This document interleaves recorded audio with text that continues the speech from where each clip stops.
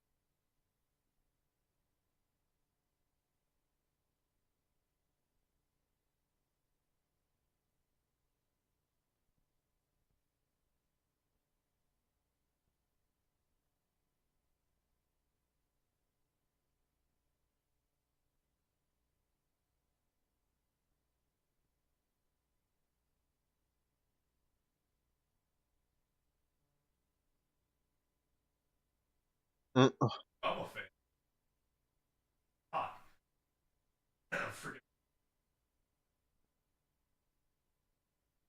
Jesus. That's great. It do be true like that. Can't believe you'd say that, though. Well, I mean, chat heard me. Um, They did because my mic wasn't muted. Hello, chat. Don't believe his lies, chat. He's trying to gaslight you. Chat, would I gaslight you? Yes.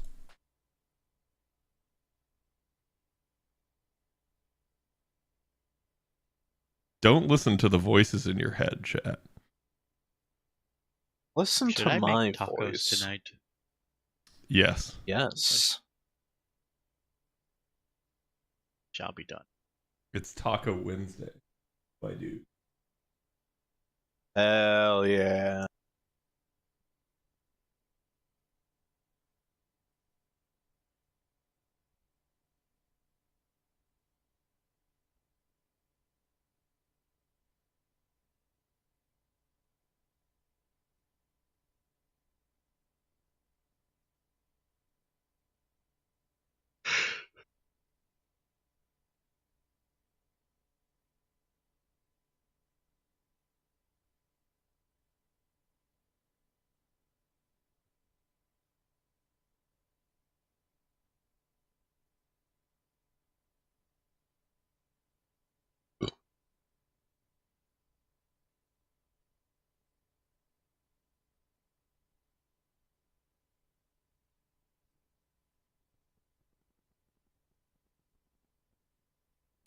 Awaken, awaken, awaken.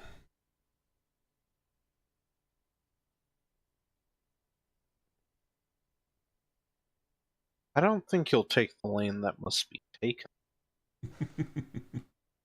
Do this larger spice roll. What the hell? I told you. It's kind of big. Oink. Compensating much?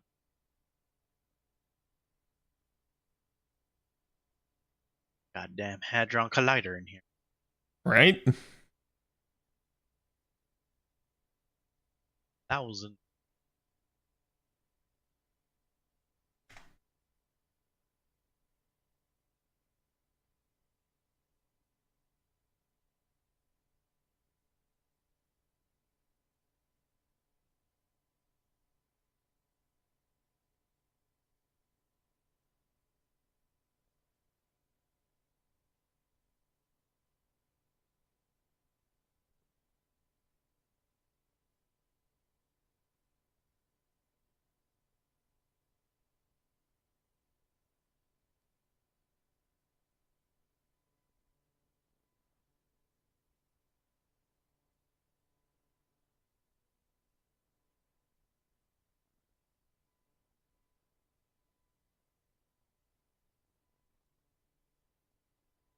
Okay. I'm gonna go jump up. I'll see you guys later. All right. See ya. Later. Who was that? では前に出ます。 Hello, guys.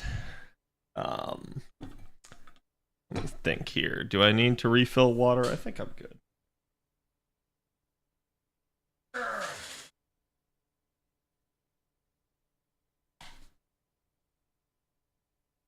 Oh.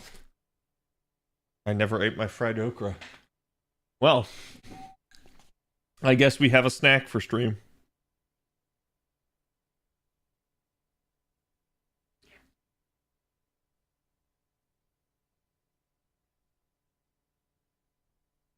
Hawatrelia.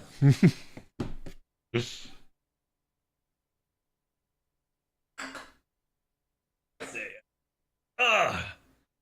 a thing. Sorry, just making myself some room here. Gotta clean my desk off again. Where is... There it is.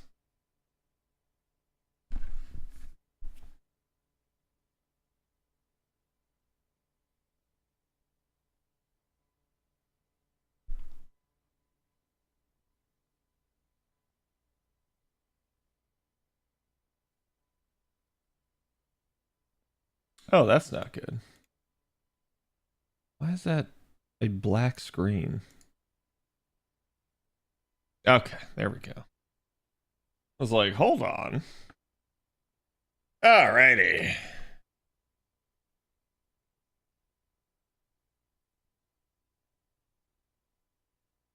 Hello, chat.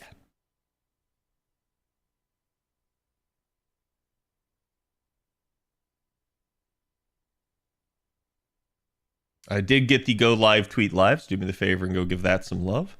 Here is also today's art of the day.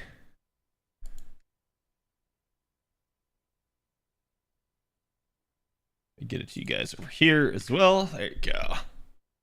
Make sure you guys go thank the artist. I did actually, the go live tweet, you should definitely check it out because Bob did like partway through the stream, he found me. I think Jay found the Twitter account of the artist, this Monkey John from yesterday's artwork, but Bob found the DeviantArt link for it. So like an actual like sustainable place where it is rather than just like social media, right? Because I guess the artist deleted everything they had off of Pixiv, so we didn't have a Pixiv source for the last one. Got my third Zerctoria and second Suzuka. Nice. Now, chat, you see what's on the screen, right? Well, I said we're gonna talk. We have news incoming very shortly here. I don't know if Trubs is in stream. I think he went to bed, but if anyone in chat knows, I believe we get the Chaldea radio station episode this Friday, I think. And he was saying that we're probably going to get the rest of the like craft essences and stuff from that. We might get some announcements, so we'll just have to see.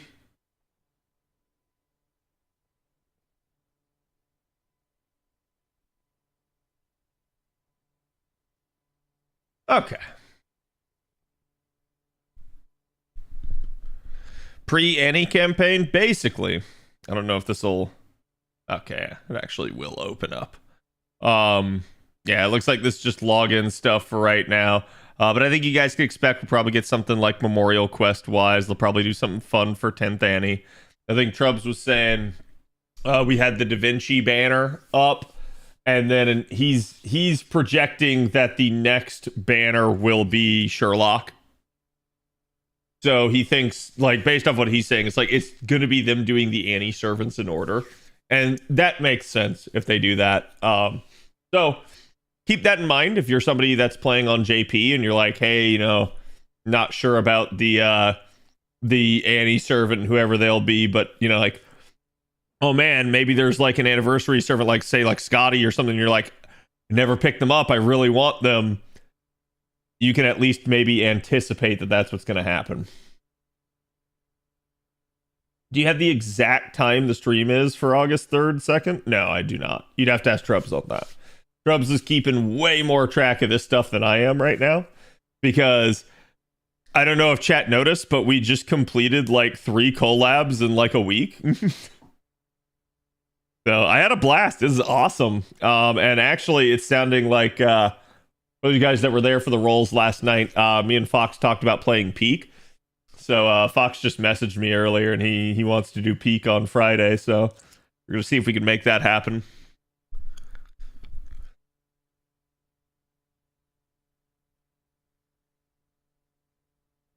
iPad operating system 26 beat. Wow, what does that mean?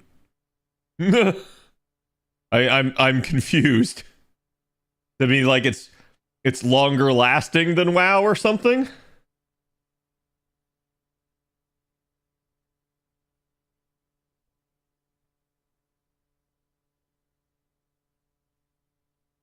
Be the peak fire I keep hearing about on the internets. Yes. Hello, Yugi. How's it going? Again, hope everyone's doing a good day today. Congratulations, you made it to Wednesday. It is hump day. If you're like me, you're like just happy to be over the hump. Because this is my first week back at work, and it has just sucked. Like, it's not been too difficult, but like, I had 3 weeks off, so my body had like acclimated to having that time off. And so like going back to work, like today, my shoulder is just killing me just from like posture of like sitting in my work chair. Which, to be honest, I think our work chairs are just straight ass, but it is what it is.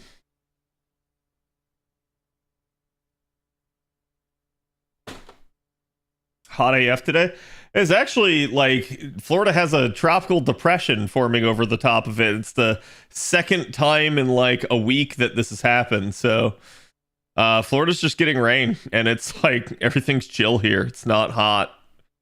It's just nice and easy.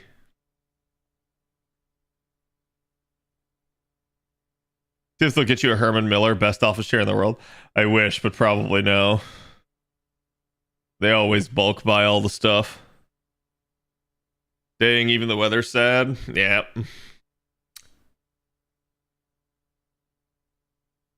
So chat, you guys do anything interesting today? As we're just farming out AP here on JP. Now the Grand Lancer battle has gone through its first week, so we are on Storm Pod usage for this stuff. Rain for me equal human? Yeah, I mean, that's to be expected, I guess. Oh, Ellie to Bond 9. I see, chat. This is why I said, like, the people that, like, giga farmed just to get to 180, like, this is the 3rd of 7, and I'm at 176. So I am averaging, like, 2 levels per grand. Which means I only need 5 grand scores to come out, not all 7. So, like, I'm going to get to 180 before the year's out on JP. I'll be stocked up in the new gold mats, but summer units are going to need them. I'm sure if they do something like that, the material will become farmable outside of this. And I did see they apparently added that same material to the Saber grand farming. So there's that. It sounds like they're going to be adding it to more places. So right now it's just locked behind grand stuff, but hey, it is what it is. I bought Rise and Sunbreak Deluxe Editions on sale. Nice. I loved Rise. It was really good. Sunbreak's also pretty good, but I'm not the biggest fan of Malzeno.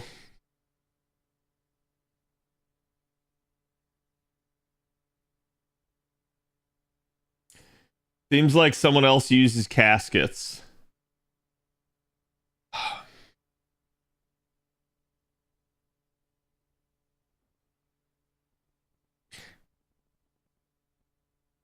do I... Alright, chat. Would you like to know my theory for the New Year's servant?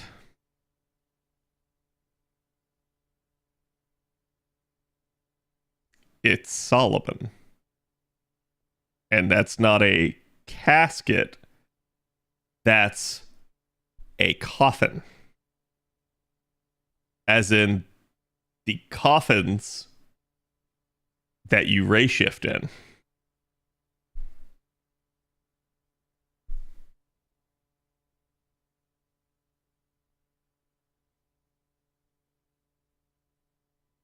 If you go look at the top of the coffin, chat, it has this on it, which you will recognize as the Grand Order symbol. It's like, why does an Ascension mat have a Grand Order symbol on the top of it? Well, let me tell you. Don't mess with my emotions like this. I think, like, to me, it's been pretty fucking obvious that that's what it's going to be. So,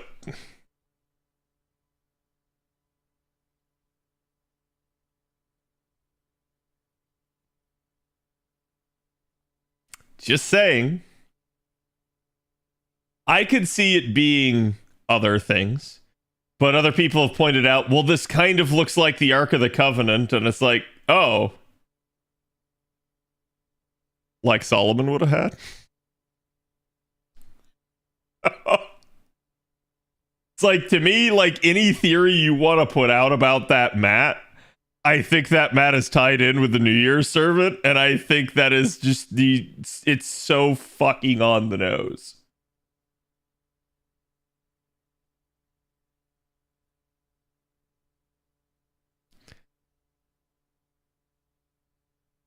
I think it's the box that contains the Millennium Puzzle. True, it's Yu-Gi-Oh!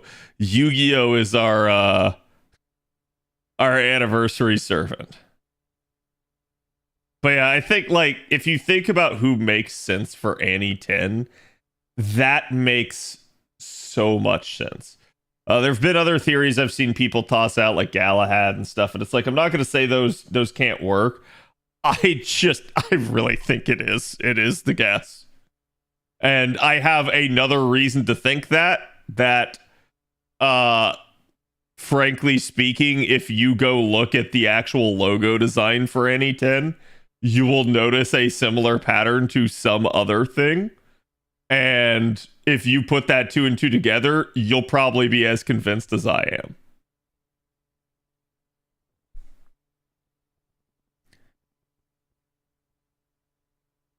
But Cad, they already got a sprite plus animations for OC4 Spoiler Man, and I think Lasagna will be lazy in that way. Yeah, I mean, like, I don't care how they implement it. If it's like, oh, it's totally Solomon, but it's not Solomon, I'm still going to call it Solomon, and I'm still going to be like, yeah, I predicted this. I don't really care how they choose to implement it. I think that's what it is.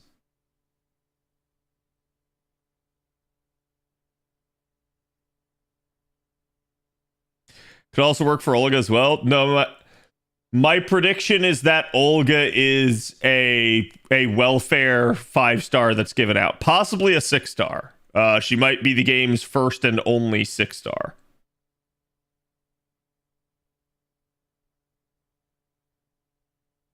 Gonna keep going for seeds. They make the most sense. Yeah, we pretty much know Olga's a welfare. They've given us 3 of the 4 parts. We're overdue for a 4th part, and that 4th battle is likely coming here at Annie. So it makes sense that Olga is the welfare that comes out at Annie 10. So, chat, imagine this.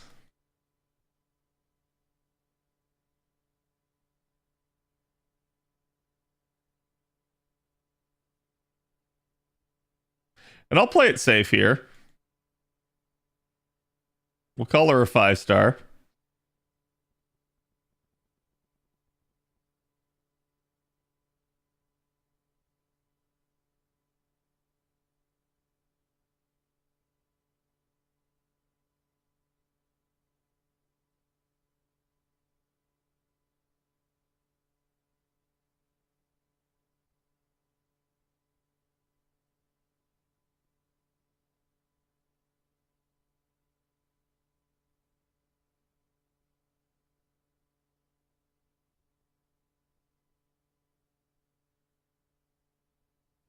shit, I mean, if like 2 of those things happen, that's a good anniversary to me. This is my predictions at the current point in time. And when I say like announced, I don't think they're gonna full blown announce it, but I think they're gonna like heavily like hint at it in interviews. Okay. So it's like I think you'll get a good Quartz award. I think they're gonna give you a free 5-star.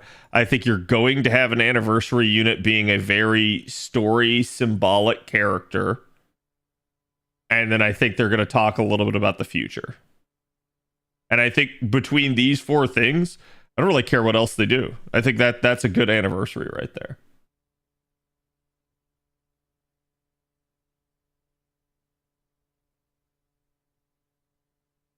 No, but FGO doesn't give out free stuff. I literally saw a post earlier today. It was like, oh, farming in Zenless Zone Zero, farming in Honkai Star Rail is so good. And it's like, farming in FGO is hell. And I'm like, what do you mean? Like, yeah, I mean, like, it might take you a long time to farm in FGO, but farming in FGO also is just like, well, you farmed the material, you've completed the unit, you're done. There's no like, oh man, you gotta like RNG roll to get the right like set to drop, and then it has to have the right stats on it. It's like, dude, no. Like, farming in FGO is so much more chill than any other game. All right. See, speaking of which, there's JP done. Like, I barely did anything. We're done with the server for the day. For the right stats on top of it, yeah. It's like, to me, it's like the game. FGO has always been what it has been. It is RNG on the gacha. It is RNG as to whether or not you get the material to drop. It is not RNG in like any other way. And that's what I like about FGO. Is yes, it has its gacha, but it's not like, yo dog, we heard you like gambling. So we put gacha in your gacha and then gacha inside of the gacha. That's just, no, I'm good. I don't need that.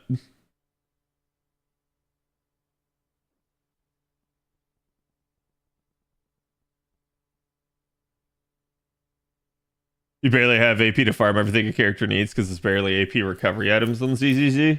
Yeah, I mean, I assume it probably works at least similarly how some of the other games do, where even if you have the item, you're kind of capped too. So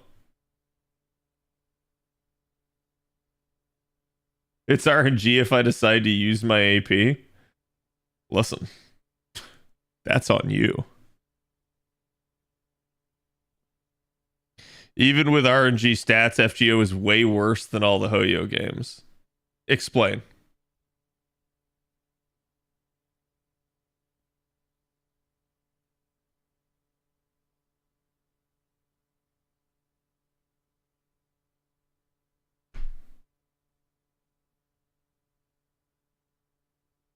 I'll wait.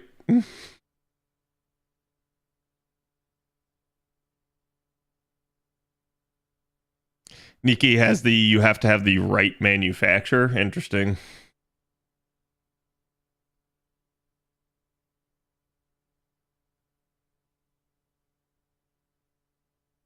If I could have a blue apple for all the AP I wasted, I'd be rich.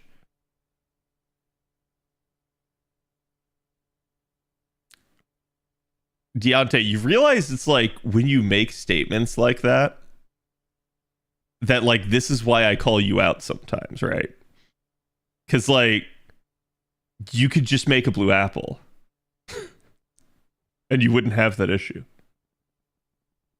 It's like it's what you're saying is actually just ironic because you're proposing the solution to your own problem, but you're not doing it.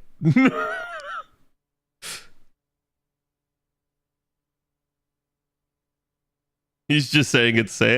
Maybe, but that's why I'm pointing that out in case it wasn't apparent.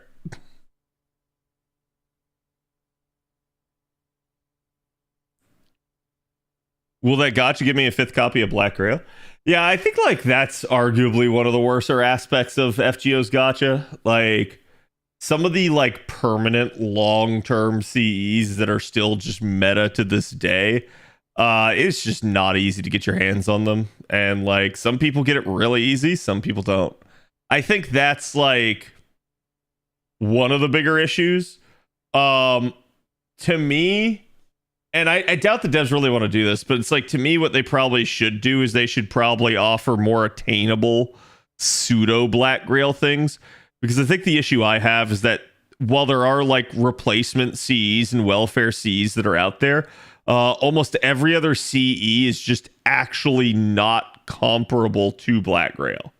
Like Black Grail does so much more damage, and a lot of that's due to Oberon.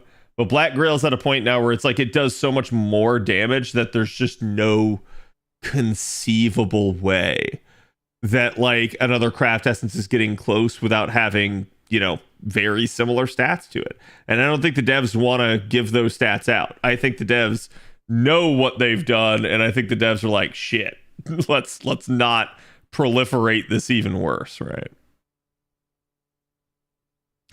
The question is, do you think Solomon would be more hype than a new Artoria? I would love a new Artoria. And I've said before, it's like I wouldn't be surprised if they did a new Artoria for Annie 10, because you know they did one for Annie 5, and it would make sense. It would actually like, and I'm dead serious, right? It would actually be a really easy way after you got the like HSR people interested in Fate and liking Saber to then be like, hey, what if we just did a new version of Saber that looks like super amazing and gets plastered all over the internet? That's an actually like devious way to get people to go try out FGO. So like that's what I would do if I were the devs and I wanted to be smart and like steal my competition's people. I don't think the devs are that smart. I'm sorry. Like, I give the devs a lot of credit, but that, like, when it comes to like marketing and strategy, I don't give the devs any credit. They have bungled so many things over the years where it's like we have the concept of hey, this is like an easy win or a free win, and it's like there have been so many free wins over the years that they just have completely neglected and let go flying by. That like any idiot, if they were paying attention, would have been like, hey, this is a smart thing to do, and then the devs just don't do it. And I think that's a lot of the times because it's like they're not focused on the money side. They're, at least the developer and Type Moon, they're always focused on the lore, the story, all of that. And I think who's focused on the money is the monetization teams, which are probably from like Aniplex and like Sony. The ReZero guy, thank you for the follow. Welcome.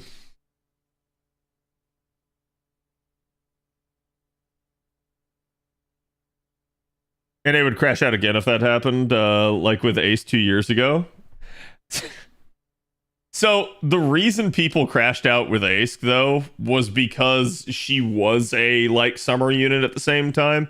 There were some people that were like, God, not another Saber face. I also basically told anybody that was coming into my stream that if they wanted to bitch about it being a Saber face, they could go elsewhere to bitch.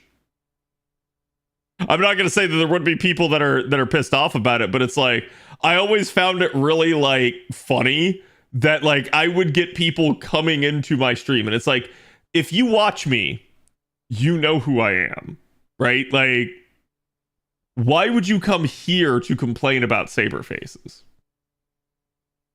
You're going to be talking to a wall. You're not going to get any sympathy from me. Like, so it's like, I get it to a degree. And don't get me wrong. Like, on things, I can be pretty, like, pretty chill, and I can just, like, check my bias at a door, right? Like, so it's like, oh, people are upset. It's like, why did they make her a summer unit on top of this? Like, why did they do her here? Like, I don't like how they interpreted this. All of that's like fair game. If you're just like, bro, not another Saber face, it's like, God, I've heard that so many times. Like, I don't care. Like, it is what it is.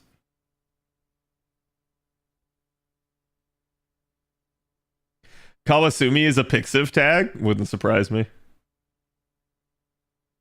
I just want Tauntsies and a friend system update because of extra classes. Yeah, that'd be nice. I would love it. I do think they need to make like a more permanently available Tauntsy. So then you have like one welfare one, right? Then you have the other one that you can buy with the 3 rare prisms. And then everybody has 2 just from that. And I think that's fair. That's fine, right? Like the issue I have with Tauntsies right now is they're all just limited items that rarely ever get a banner.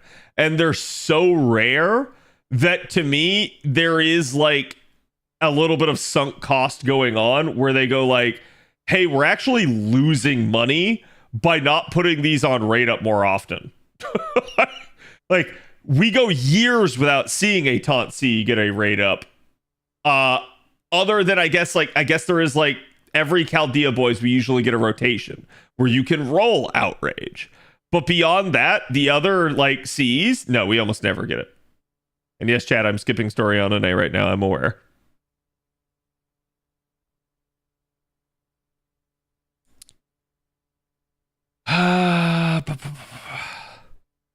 Need to be caster.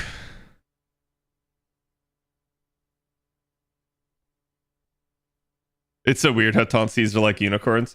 Yeah, and I've said for a while, like, the devs were kind of screwing things up with regards to how they were doing it with units for a long time. Because you saw there was a period where, like, we had, like, 3 years without Arjuna Altar, 4 years without Squirtoria, numerous 2+ year stints by other units. And it's like, okay, like, you can do that. That's just not smart. Like, and the logic I always used was like, imagine you are somebody that liked Arjuna Altar, and so you started playing FGO because you saw him come out. And then imagine Arjuna Altar doesn't get another banner for 3 years, and in that time you play FGO, you level up, you get to the end game, you get bored with the game, and you quit. And so you quit before the character you liked ever actually got a banner. It's like, that is just lost money for FGO. That is, man, they could have converted that person into a whale and kept them. And instead, because they just never gave it a banner, they get nothing.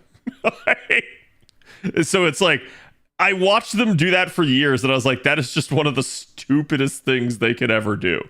I never really understood why they did it. But it's a similar thing with like the Tauntsies. Like, they really do just need to kind of wait. 97. Oh, because I was thinking it was mine, but it's the scuffed one. No. Okay. They made this story too long. Yeah, chat, I don't blame anyone for skipping this. In fact, I will just straight up tell you, for event efficiency, skip the story. But go back and read it. It's a really good story. Like, I have already started my read through. It's just I have not had a whole lot of time at work to do it. But yeah, it's, oh my god, like, they want you to read so much that if you're like a working adult or somebody that has to like go to classes and stuff, it's like, yeah, you just don't have time. I don't know what the heck they want in that regard.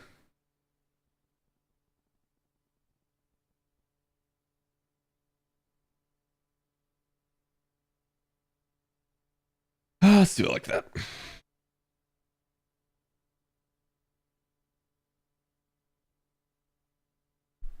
I feel the biggest issue is their policy of tying banners and rank ups behind event story relevance.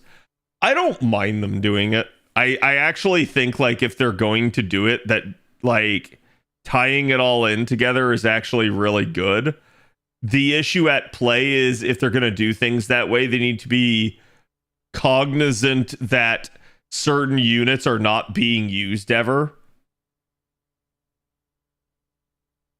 So like, oh, hey, it's easy to say, just, give them an upgrade when they're put in an event. But then if the unit hasn't been in an event in 4 years, that unit's not getting an upgrade.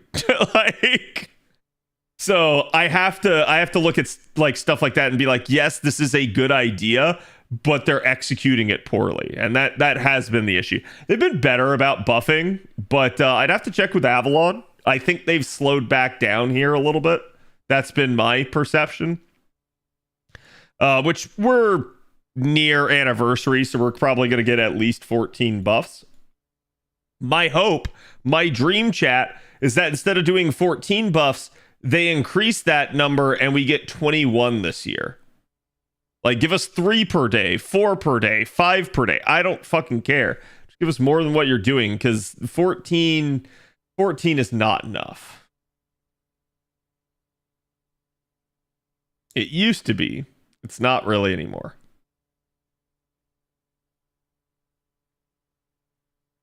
If we get a new Artoria, what class would you like to see them pick? Oh. I mean, currently we don't have, like, just Artoria. Okay, not Saberface.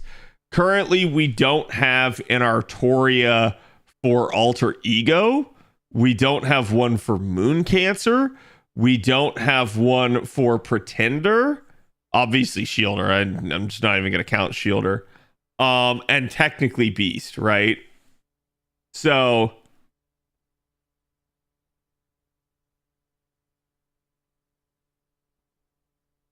yeah, we technically don't have one for Avenger either.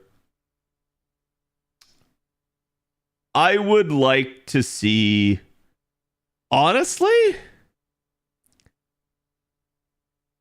like, aside from like a desire for like Summer Lalter Avenger or something like that, if you're gonna do like some off the wall Saberface, I wouldn't mind seeing like a Moon Cancer.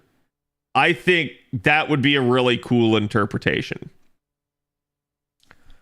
So we might get like the sort of Artoria as a master that we've seen from the extra stuff. I feel like that would be a really like cool interpretation of her, but how they'd turn that into a servant, that would be another interesting thing. I guess they could call her a Spiritron hacker and go, boom, there you go. But yeah, I think there's some interesting stuff they could still do.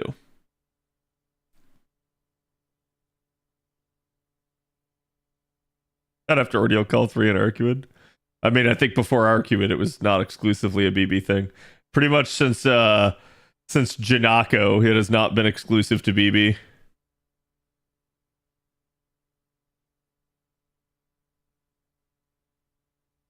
Let's not take assassins to the caster node.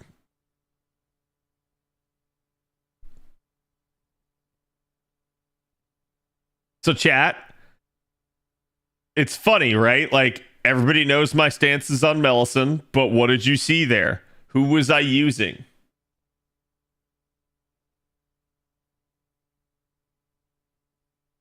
And I had been using her in the 90 node that's out now. Artoria Master would be more of a foreigner IMO. And the problem is we already have 2 Saberface foreigners. Sorry, not 2 Saberface foreigners. We already have 2 Artoria foreigners. So, sorry, correction, 3. I would prefer they'd stay away from foreigner at this point, because it's increasingly looking like foreigner is an Artoria class.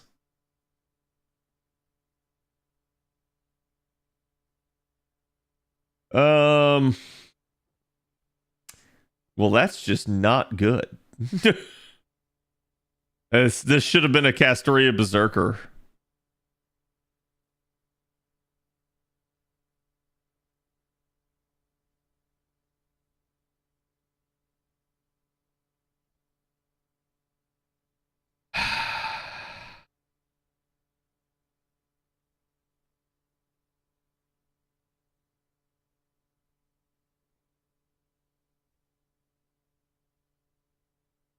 Do you have a Pretender Artoria? Not yet, no. Game said loop over this. Do you know what the hilarious part is? I will.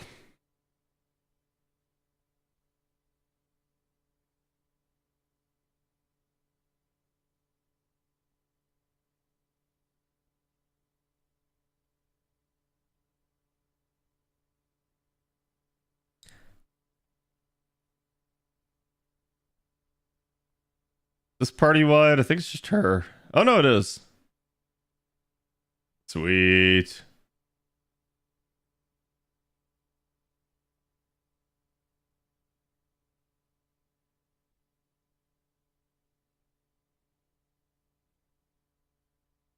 Yeah, gonna loop chat. Are we getting a 4-star ticket soon? September, you will. It's the 3,000 days.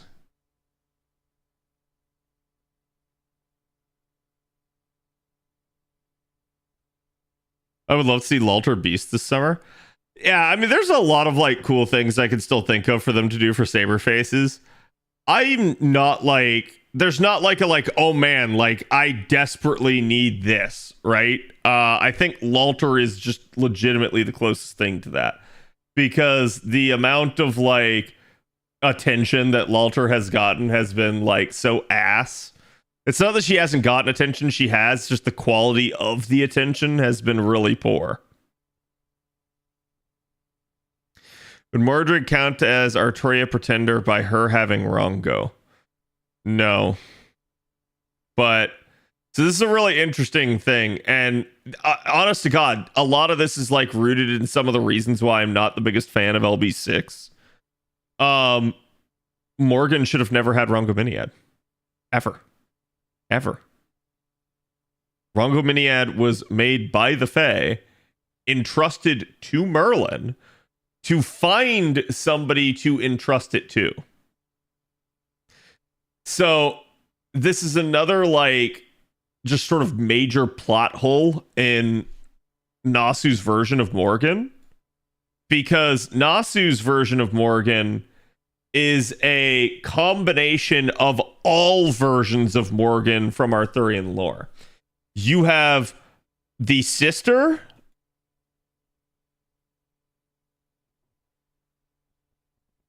the Fae, and the Lady of the Lake.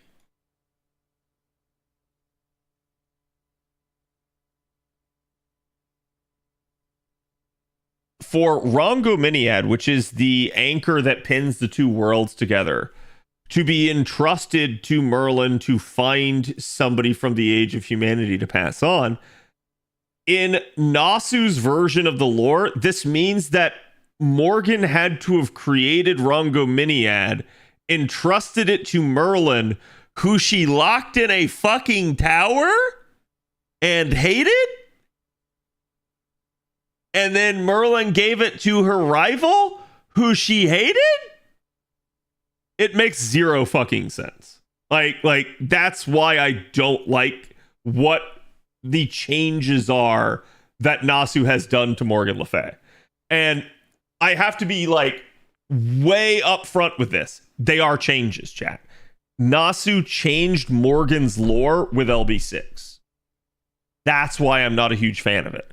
Because the changes that he made, while some of them are cool at face value, they actually just create so many lore problems for the base Arthurian myth in the Nasu verse. It just doesn't make any sense. Even in LB6's case, you have to assume that Morgan Le Fay is all three of these simultaneously, which means that she's like running and jumping and doing all these things. And it's like, it doesn't really fit together. That's why you have all those time shenanigans and like the time loop and resetting. And if you look still at just like the base, like, hey, here's Camelot, here's Artoria, all of that. This means that Morgan Le Fay is also the person who gave Artoria Excalibur. Then started a crusade basically against Artoria, got her homunculus daughter that she tricked into like being a thing she tricked Artoria into sleeping with her by drugging her, and then used that to create a homunculus of the two of them, then raised that homunculus to basically kill and usurp Artoria after having given her Excalibur, then jumped back in the lake and caught the sword from Bedivere that she had previously stolen the scabbard for herself. It makes no fucking sense. Morgan Le Fay is doing water sports out here. She's literally just running around, getting in and out of the water, giving people magical things. It's like, you can't do all of this with one character. It's too fucking much.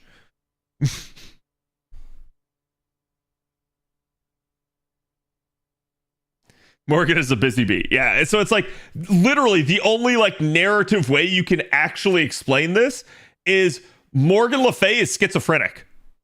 It's the only way.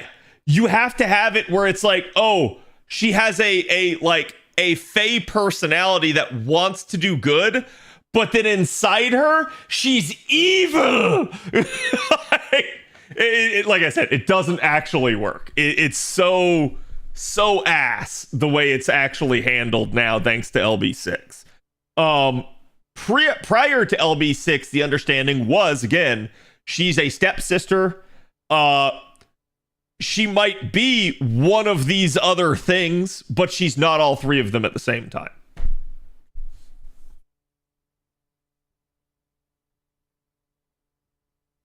Listen, strange women lying in pawns, distributing swords is no basis for a system of government. Exactly. I need art of this immediately, right? Yeah, Nasu's not a great writer at times, and Holy does it show with proper human history, Morgan. So I'm dead serious. Here's how you can explain LB6. And this is my problem with LB6. LB6 is perfectly fine if everything that they did with Morgan is only LB6. That if that's the case, if Lost Belt 6 and everything that happens in it is unique to Lost Belt 6, we're fine. So what's the problem, Kat? Isn't that the way things always are? No. LB6 is the only Lost Belt where they specifically go and they say, hey, by the way, these things that we're talking about, the like, oh, hey, Artoria and Morgan are actual sisters, not stepsisters. Which, by the way, that also doesn't make sense, and I could explain that one as well in Nasu lore. But it's like, hey, they're actual sisters, specifically not in the Lost Belt. They had several lines talking about this is the lore now, that we misunderstood. And it's like, no, unfortunately, they misunderstood. You actually have to assume that what you were told at the beginning of Lost Belt 6 about Morgan Le Fay and Artoria's relationship is a lie. Because if it's not, the original lore for Garden of Avalon and Artoria doesn't make any sense anymore. It's stupid. I don't like it. It's bad. And not just because a lot of what it does, it actually kind of shits on Artoria's claim to the throne. It shits on like them doing things for good. Now it looks like Uther and Merlin were just manipulative asshats and they were just fucking with the timeline.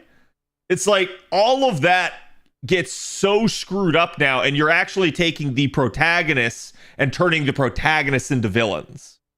And I'm like, yeah, I don't like that. I'm sorry. I know some people like Morgan Le Fay and they want, better for her. But that is absolutely my main issue with LB6. It's the way that it is phrased and the fact that they tell you that it is not just a Lost Belt thing. That's my big problem with it.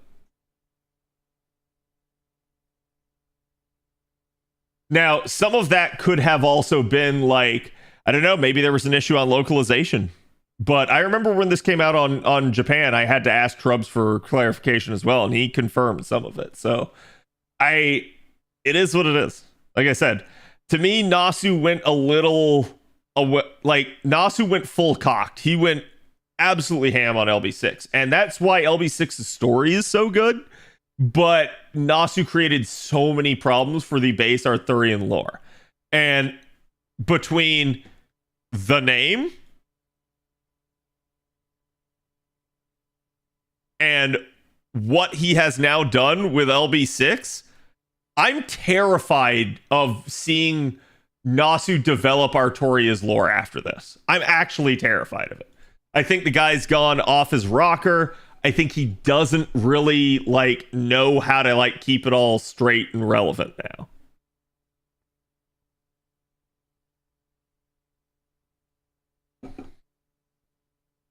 They took the throne idea of every telling of the myth is true somewhere and turned it into all tellings of the myth are true here.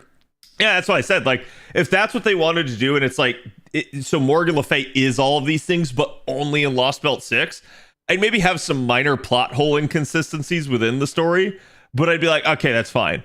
But then they tried to go, oh, but that's how she is outside of the Lost Belt as well. That's proper human history. And I went like, oh my God, dude, no, you cannot do that. It doesn't work.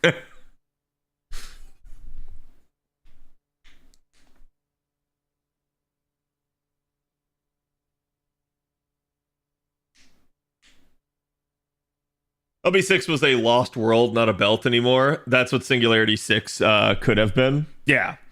Yeah, and it's like, I get that. But the idea, again, being that most of the like lore changes that you get for the Lost Belts are unique to the Lost Belts, right? So it's like you don't actually have a problem there because any like inconsistency that pops up, you could just say, yeah, but it's only for that Lost Belt. It doesn't affect the like the main lore. And you're like, okay, oh God damn it. God damn it. That is just chef's kiss. Such an amazing CD. I think the massive problem is that due to the nature of Morgan's existence in LB6, the line between LB info and proper human history info got muddied to hell and back. And I could understand that if this is like, hey, this is our interpretation is what the issue is. Like for a long time, and still to this day, don't go look at the like Type Moon wiki. Their page on Morgan is a fucking travesty. It is all over the place. All over the place. And like, even from like my reading, I can go in there and just be like, that's wrong. That's wrong. That's not cited. That's cited incorrectly. And like, you're sitting there and you're like, oh my God, dude. And then you start mixing proper human history and Lost Belt things like concurrently. And you're like, dude, no. But unfortunately, yeah, that's why there is confusion, is because the actual like in-game lore is fucked. Hyun Josie, yeah.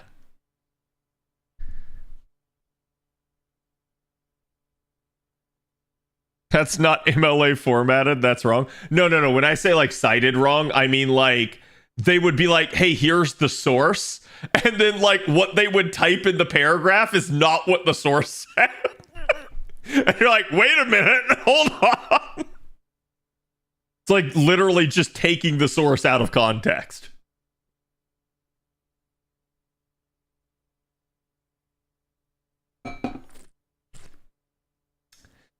But yeah, so it's like I don't even think it's the muddying issue at this point. There definitely is an issue with that. It's just like, yeah, what Nasu wanted to do for Morgan's just incorrect.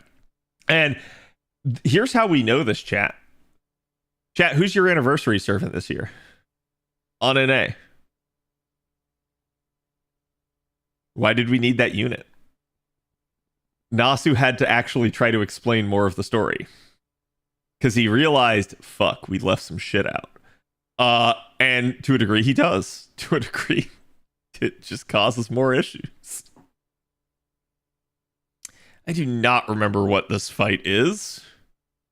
So when in doubt, I'm going to Berserker it out. I've actually barely used my Artoria Berserker. It's not the right one. Not take the level 2.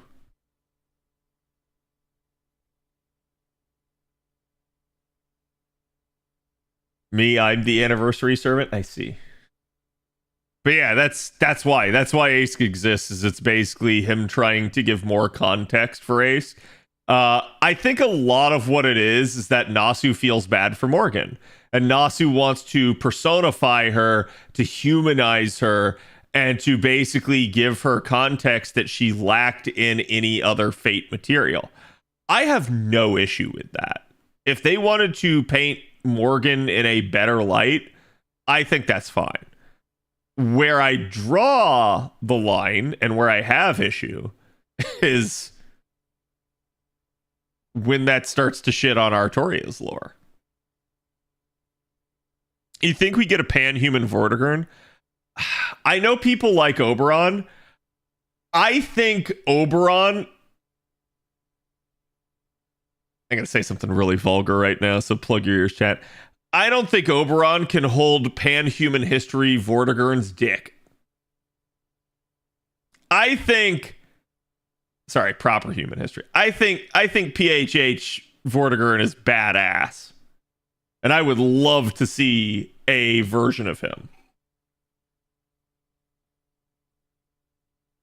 Nasu is into hot evil women. Probably. I mean, he likes Mabe, right? So there's definitely something to be said about that.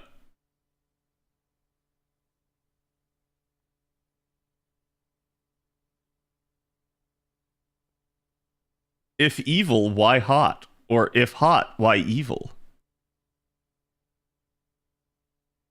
Remember when he realized last minute that Lost Belt 7 was not in Mexico, but instead South America, and how he confused the two? I think he knew. I've seen a lot of people take that one out of context. I think Nasu always knew that, and people aren't really understanding what he was trying to do with 7. With 7, it was clear that he wanted almost a, like, pan-Latin myth there. And he was trying to, like, combine it. So he knew that, like, Cuckoo wasn't cats, but he wanted to tie them in together. That being said, it is what it is. So it's basically, he wanted to do all the Mexican lore,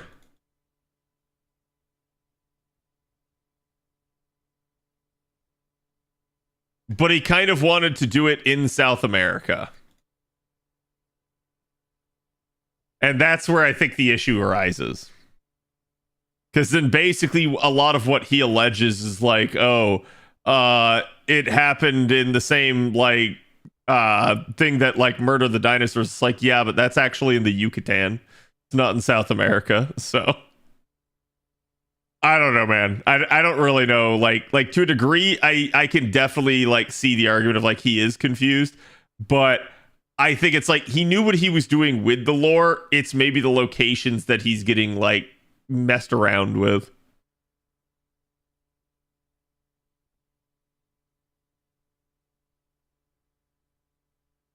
They should make Vortigern a pretender class just to mess with Oberon. I mean, no, I mean, I'd rather he just, like, he was like Avenger or some shit like that. He could be the Avenger of Britain. Oh, chat. Hold up. What if we got, like, Boudica, Vortigern, and Morgan Le Fay as, like, a joint servant where they're all, like, the will of Britain? That would be fucking cool. That, like, it may not be everyone's, like, ideal, but there would be so much, like, badass lore behind that I would be, like, down for it. Oh no, chat, they're going to NP me. What should I do? It's like man, bear, pig, servant. Please delete that with fire. No. Annie 10 Summer Gouda Gouda, I believe. Oh my. Good luck. Chat, how do I return a gift sub? It's simple. First you gift another sub, and then you cancel it in the process of gifting it. Worst take ever? Be what it be, chat.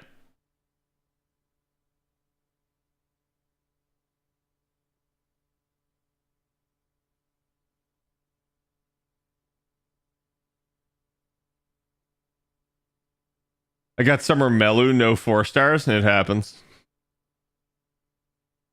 I guess they don't MP. You're right. They don't, because they die.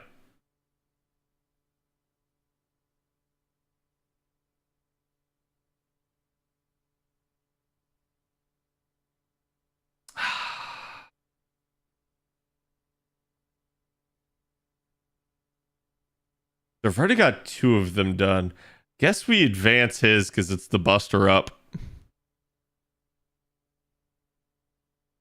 They should do the red dragon versus the white dragon. Yeah, that's also something they could do. I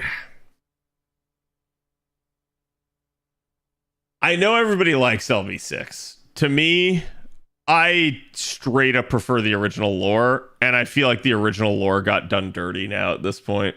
The Fairy Knights came out. Obviously, like, to some of us, they're more attractive, right? But like, I actually think even like lore-wise, they're set up to be like stronger than the original Knights of the Round, which is kind of a wild statement from Nasuverse perspective. If we're talking like original Arthurian lore, yeah, you can absolutely get someone that's stronger than the Knights. But Nasuverse perspective, some of those Knights are pretty cracked.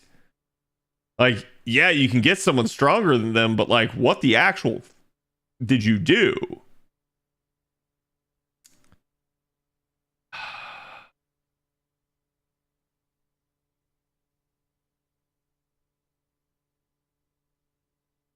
Go with that.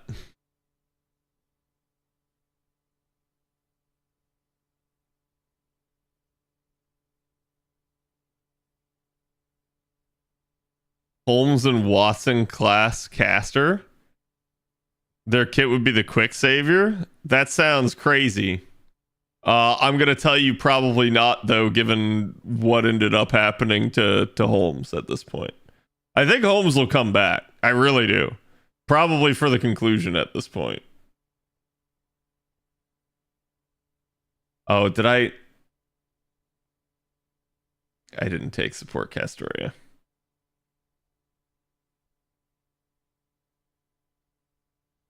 Oh, it's so scuffed.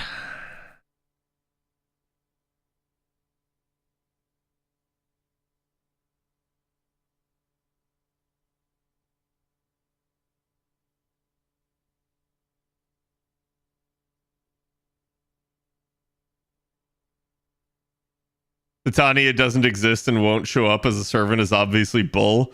It's only a matter of time. Hope it happens for Oberon. Yeah, I agree with you. I think that'll happen. Isn't Arturia technically Britain's will to save itself? I think you can make a little bit more of an argument. It's just like Arturia is basically the will of humanity at that point. Like, it's Vortigern's definitely the will of Britain in the sense of like destroying it. But Arturia is not really the will of Britain. Arturia was like plotted to be put into her role. But it was done as a means to create a bridge for humanity.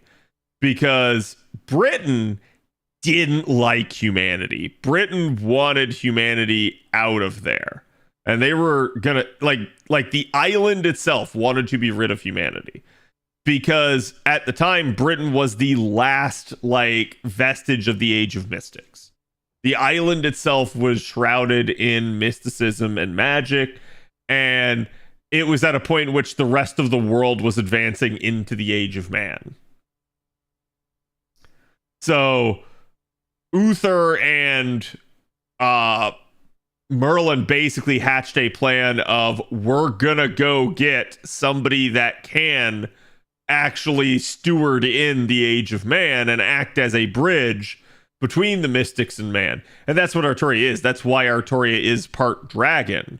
They literally went and put a dragon core inside of her. Just one turn evasion. Well, F it.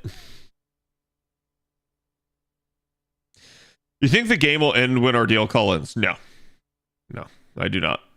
They've already... I'm going to tell you this. It's already confirmed the game will not end. If you've paid attention to dev interviews and stuff, like Takeuchi has said we'll be around for 11th Annie and stuff like that. So I think people have been trying to like sneak in like things like that, despite what Nasu has said. And at the end of the day, it's like, to me, the game will definitely be here. The question will be in what form, what will like what does the future hold after part 2 ends? So they could do a part 3. I guess in theory they could do a part 2.5, although I think most people interpret Ordeal Call as 2.5. But so it's like, to me, it's like you're probably going to see a part 3, but what form does part 3 take? Is it no story at all? And we just have like event reruns and stuff in the future? Is it, hey, there's story, but it's a continuation on the existing storyline that we have? Or is it, hey, there's story, but it's now a new storyline, something that like we never would have had otherwise? So I couldn't really tell you. I think all of that's up in the air, and the devs are going to have to talk about this here in the coming week.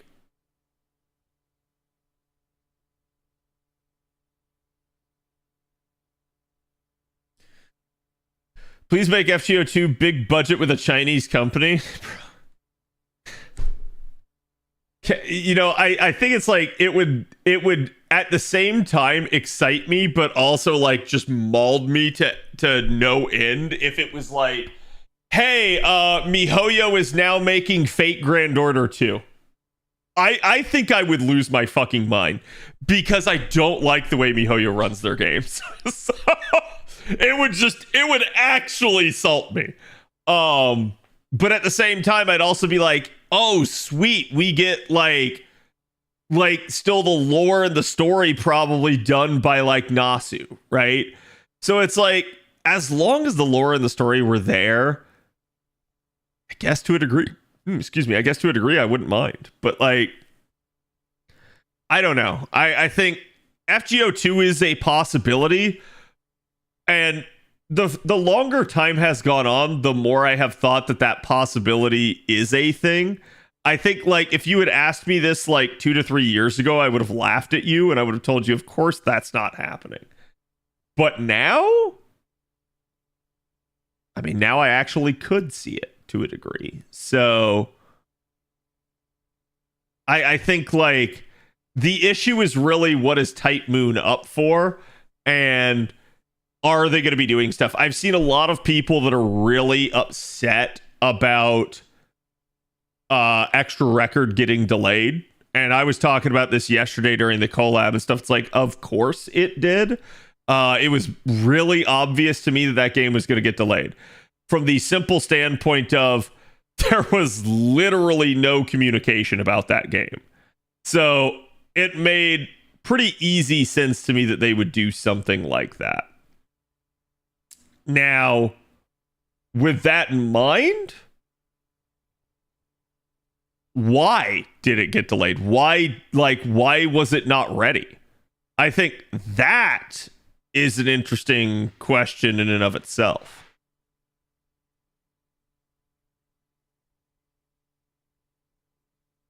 So, those things stand no chance, I know.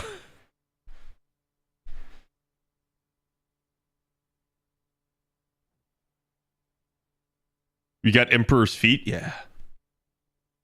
Show 3, let's go. I don't know about that. But yeah, like I could see a future where they have a lot of like interesting stuff planned, and it's entirely possible that like you have a project like Extra Record getting delayed. You have things like Tsukihime Part 2 not coming out here for a while, because it's possible that they actually have been cooking. They've been doing work on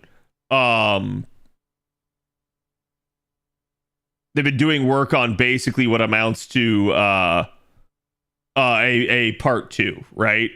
They could also potentially have been working, a part 3.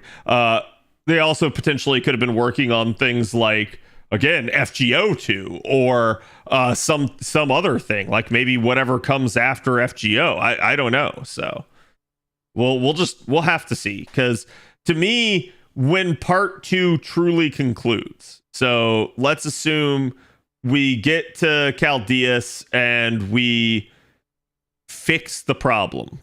Okay, I'm avoiding specificity here for spoiler purposes, but like, let's assume that like that happens. The Grand Order is complete. So do we call the game Fate Grand Order anymore?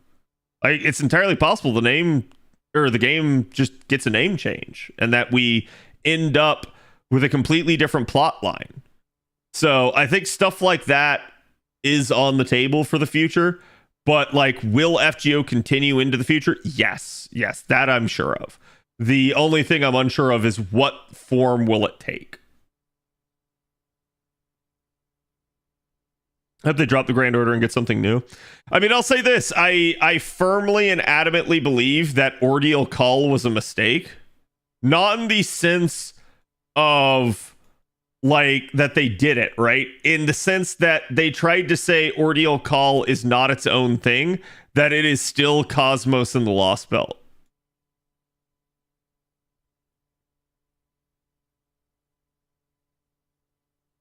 And the reason this is a mistake is for no other reason than branding. The fact that they said this is still this is so stupid marketing wise. It is one of the dumbest decisions I've ever seen. I don't know who their marketing department thinks they are, but holy crap. You actually go through a like title change and everything like that with this, but then you say, oh no, but it's still part of the main thing. The thing that has dragged on for years. And I think outside of the story, I think if you were to go ask ex-FGO players what their opinion of Cosmos and the Lost Belt is, they would just tell you it's stalling. And all you did is you perpetuated that. They heard Ordeal Call, like, wait, FGO's doing something new? Oh, it's just more of the same. Okay, never mind. That's what I think happened. I actually think they fucked themselves by doing that. So they should have just said, yeah, I mean, like the storyline continues on, but like, no, this isn't Cosmos and the Lost Belt. This is Ordeal Call now. It's its own thing. Like that's what they should have done. And that would have been, to me, at least better branding wise. They might have pulled a fast one on some people and gotten them to come back to the game, check it out, and see what's going on.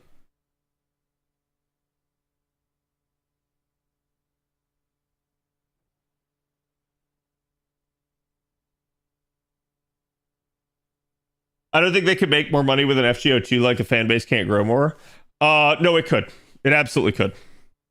Absolutely could. And I'll tell you why. I think your like Gen Zers, for the most part, don't know what Fate is.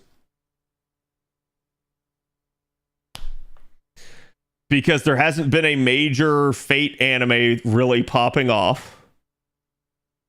FGO is a game that they're aware of probably, but it has such a bad reputation that most of them just don't check it out. I think if FGO 2 were a thing, so like let's just humor this idea, right? FGO 1 still has to keep going because, dear God, I cannot imagine them like ending service or something. They could like transition it into a new game type deal where like Overwatch 2, right? But I'm gonna tell you right now, it's like if FGO 2 comes out and it is just FGO 1 with some upgrades, yes, I don't believe that would do well. Meanwhile, if FGO 2 comes out and it's a new engine, they do something different graphically, like maybe it's like 3D instead of 2D. It has a different like game style to it. Could FGO 2 pop off? Yeah, absolutely. Absolutely. It could grow leaps and bounds. Like 100%.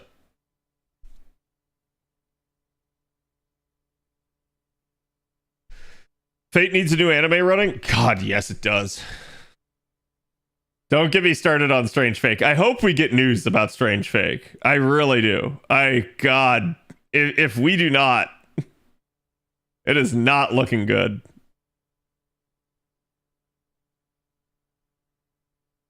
FGO has never advertised like other gotcha games too. I see at least 4 to 5 Uma Musume ads a day. That's because like right now Uma Musume is the hot thing, and that will cool off. it's here to stay. It's out of the box, right? Like it's not like, oh my god, like Uma Musume is gonna die next week. I'm not predicting anything like that. But Uma Musume will cool off to a degree because it is like what you guys are getting playing it now is just how it's always going to be. If you really like that content loop and you see yourself playing that for a long time, you're gonna love Uma Musume. But some people will just get bored. They're going to move on to whatever the next gotcha game is. This happens eternally. And it's something I've just noticed over the years. So.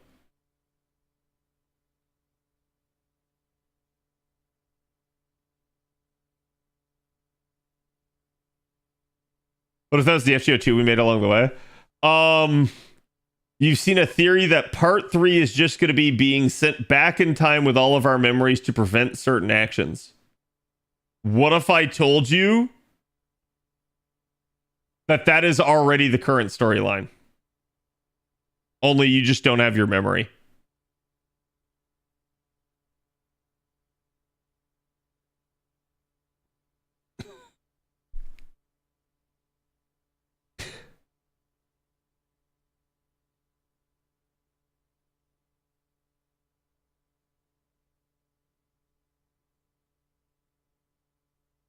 Prove me wrong, chat. Interesting notion. It's a notion we've had for years. Is that why we would fall asleep so much early on? Don't know. Part 3 is we get all of our memories back. Not necessarily. It could just be that we're in the second loop. Like FGO, the entire story of FGO is we are in the second loop. We already went about it the first time.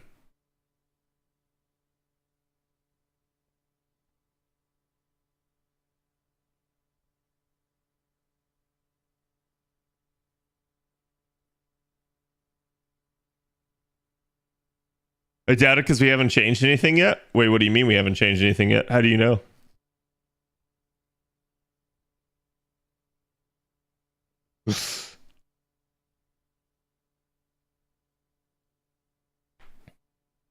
Also, let me be clear here, chat.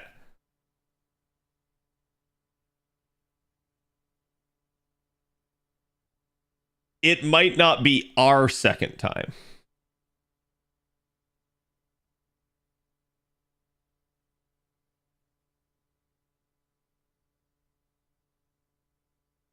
And that's all I'll say.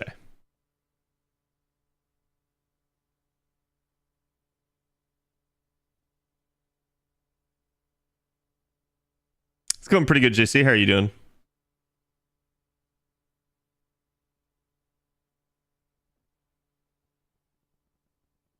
FGO is actually 3 Artorias in a trench coat. You're closer than you think. Like, you're memeing, you're joking, you're closer than you think.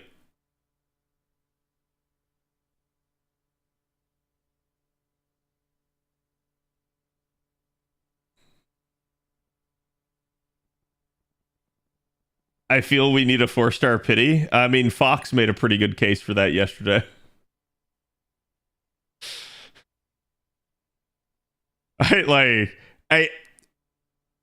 This is not a slight towards Fox, chat, but this is exactly why I don't roll for 6th copies, why I don't roll for 10th copies. Like, fuck that noise. Holy shit.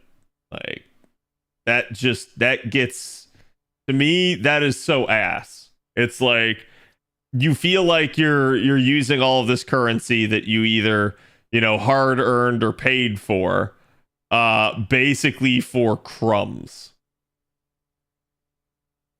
And it's like, I get it. It's like, it's his favorite unit, right? So I'm not gonna fault him for it. Just like, God, I see people do that. It's like, that's why I don't want to do it. I don't want to be that guy.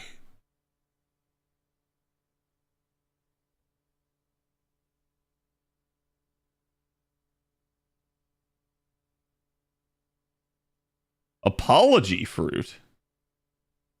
Let's go. Am I just hard stuck here? Yeah, I'm basically hard stuck because I need the drops. Which you guys can see, I basically need one more mission for her and I'm done. 2 more for her and 3 more for him. But that is literally all I have left. So I'm just stuck sitting on the 90 node at this point on this server. Meanwhile,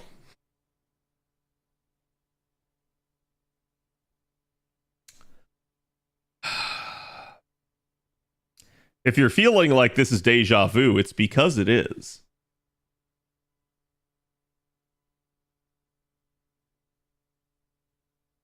Basically, we're an extreme version of Daybit. Instead of living for 5 seconds, we live in a loop paradox. There's the theory, you know, like Groundhog Day and like Edge of Tomorrow and stuff. There's the theory that somebody caught in a time loop doesn't realize they're in a time loop. And this is also somewhat telegraphed by other events, ironically enough, like Summer 3 and this summer, where the time loop mechanic gets used repeatedly in your face. So it's absolutely something that could be happening. Is tonight the gold currency? I don't know, because in order to get to the next part of story, I have to have completed all the Dojin circles. So I'm actually not positive on that.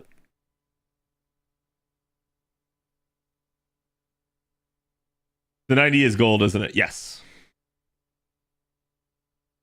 Yes, it is gold. It's all berserkers and gold. Gold and bronze. Gold major.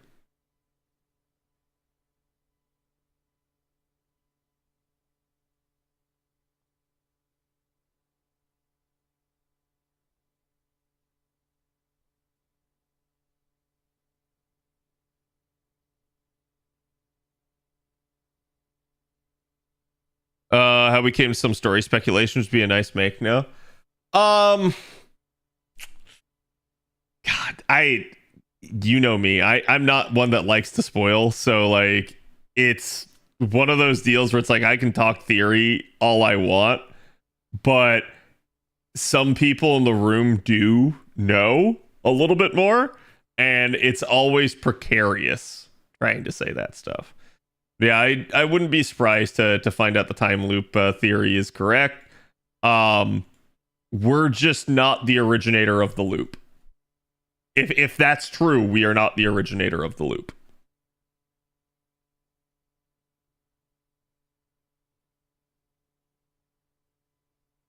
You can do a video theory, but the better person to do this is Trubs.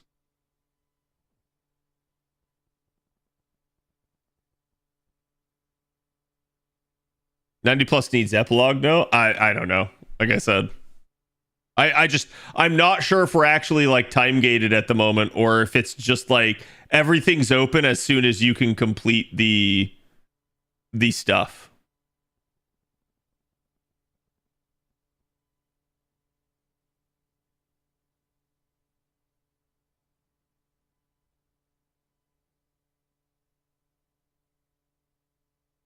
Still time gated one last time? Okay. Yeah, I assume those of you that aren't basically popped apples, or you were running like all Dojin drop currency.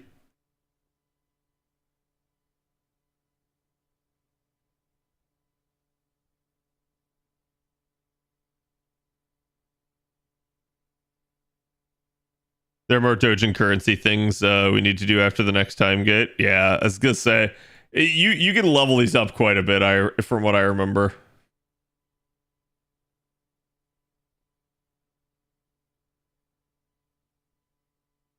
Now the problem is this is the alt account chat, and sorry, I keep calling it the alt account, but it's the new player account. The new player account is not well equipped at the moment. So some of these are actually spicy. Yeah, we're going with the support servant on both of these. Neither version of my unit is as skilled up. And I think my Hoku Saber's also in P3.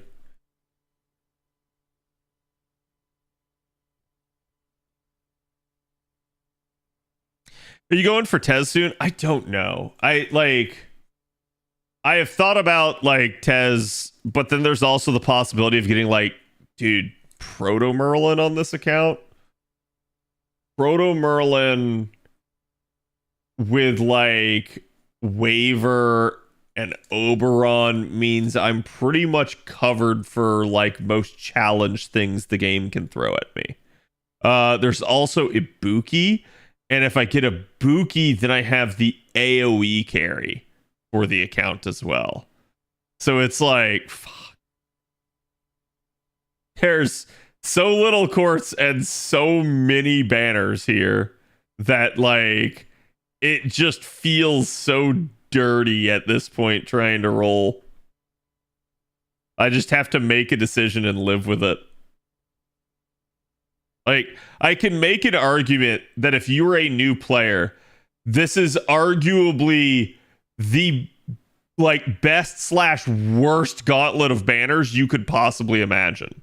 Because it's just all a bunch of rare, high value units that you really do want coming in rapid succession.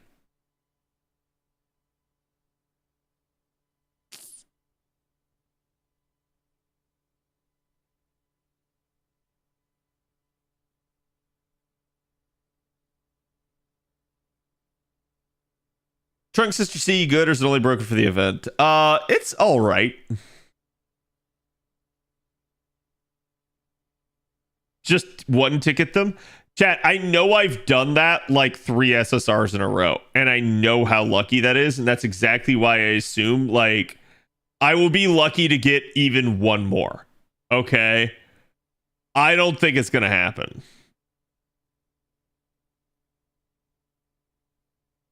Oh, come on, crit. Really?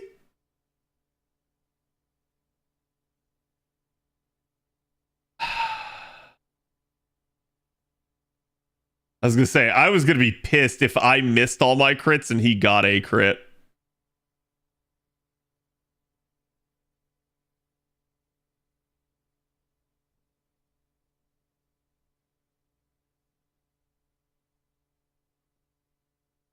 I want one, Gina? Yeah. It was the best of times, it was the worst of times. Pretty much. Oh, right. I can't use the Mystic Code here. I forgot.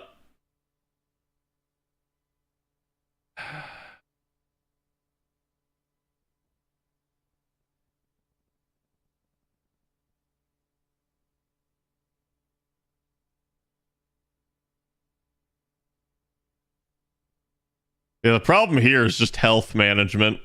And depending on how they do things, like, so he just hit Bakin right there, and that's the assassin. That's not good. When I did this on my main account, he never hit Bakin, so I was very fortunate.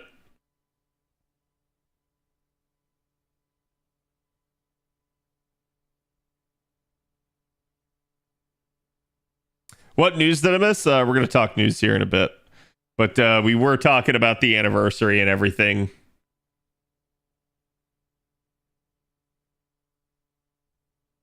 I failed this battle the first time. I got super pissed at my lunch break because Chad, have you guys done the one that is shit, who's the poisoner girl? Locusta. Have you done the Locusta quest?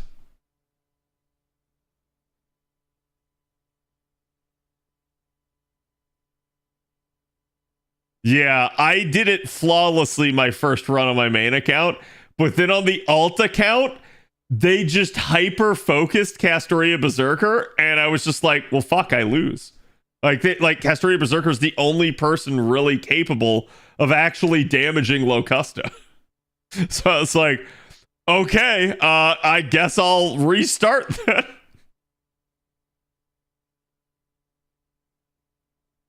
Like 1500 HP and poison left. Jesus, yeah, I didn't want to do that.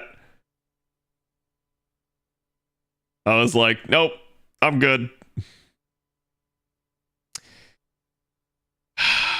guess I'll just use the 50% charge. Or not 50, 30%, but...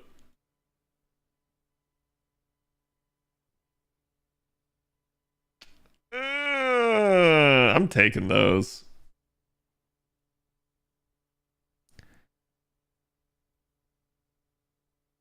They took cheap shots on me, yeah. I just, in general, when I'm in one of these fights, I focus on whoever is the imminent threat. So, like, for instance, you're facing a Berserker. Berserker's effective against everybody. Get rid of it as fast as possible.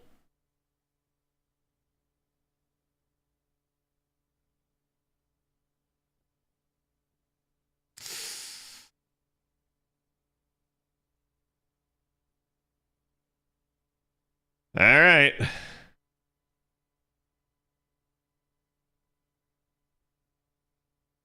least that should take out the trauma here. I'm quite behind in this event. I started on day 3. Yeah, that's why, like, I was cautioning people. It's like, God, guys, just start it. Like, holy shit, this one's bad. This is probably the singular most story intense an event has been. And that's like, I can't wait for the story to be done, because then I can just sit on a node with the alt account. Then operating the alt account's easy. Doing story on multiple accounts is just, it's pain. That's all I can describe it as.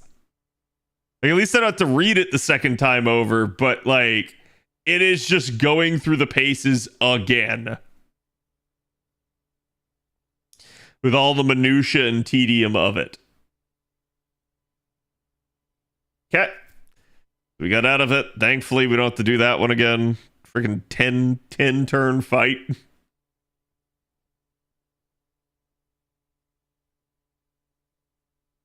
Work is busy right now and I want to spin down AP in the morning. Yeah, I'm the same way.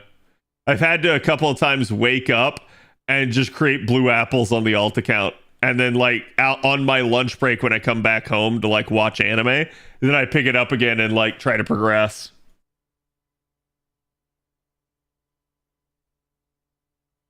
Which is interesting because it's about as efficient as my main account right now, purely because my main account also has to go and do storm pods, whereas this account doesn't.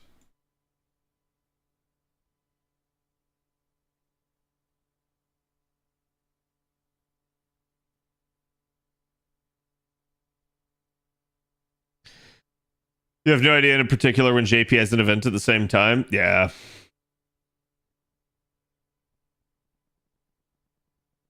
Like, blue apples have low-key been saving me on this this side account. I fear running out of the currency for them. Which, like, after this, I will probably have to just go straight in, because, like, did they give us the one Gina event on the roadmap, chat? It wasn't until, like, September, right?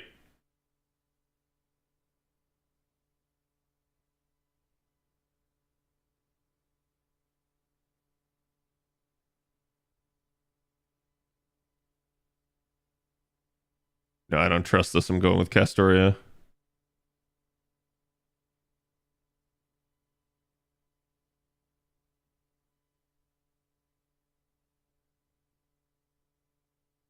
Yes, early September. Yeah. So, like,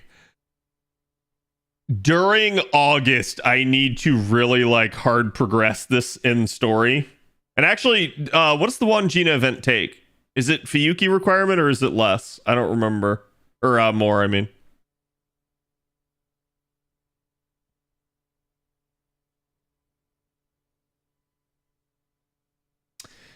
Which I got 38.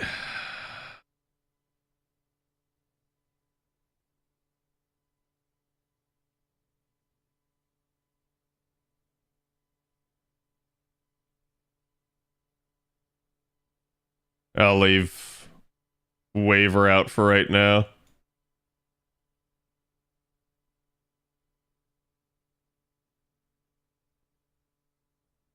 I think it's just Fuyuki. Oh man, I started at such a good time then. Like, I'm more worried about getting locked out of an event because like I guess that means it's going to be the Ptolemy event. Ptolemy event's the one where, oh no, is that like, that's a pretty deep requirement too, isn't it? It's Lost Belt something.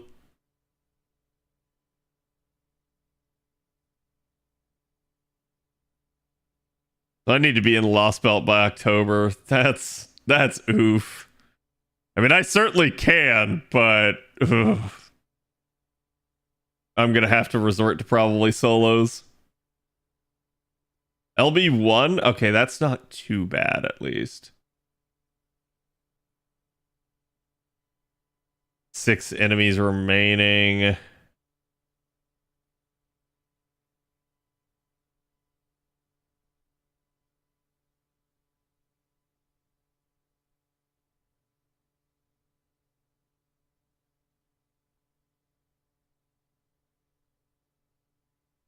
I do not understand 6 enemy waves and how they default to like the next unit sometimes. It is I unfortunately I think it's like so many of these have done different cadences and orders to the reset that it has like absolutely fucked me up and I don't feel like there's any order to it.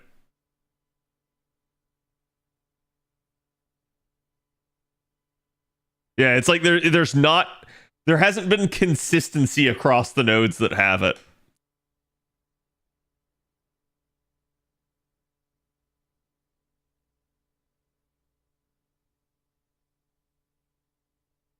It's not bottom equal first row, not always. That's why it's so confusing to me sometimes. Like I try to plot it out and then it like doesn't do what I expected it to do. Laughs and dual wielding 2 devices for NA and JP. I mean, that's not too bad. Like, unless it's a lotto or like a heavy grind event, like only having 1 device isn't the end of the world.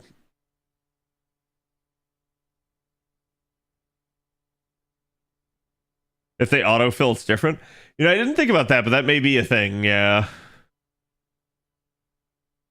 It could absolutely be the case of it like, oh, if it's handling the like fill in differently, it's changing the order of what you attack.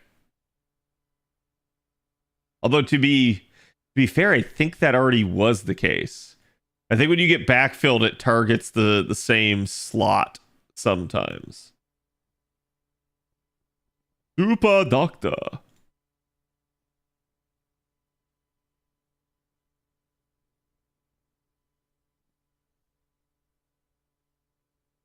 There we go. Got the Pridwin one. Like I said, this one's kind of nice. I do like it. His defense ignore can be hard to get sometimes.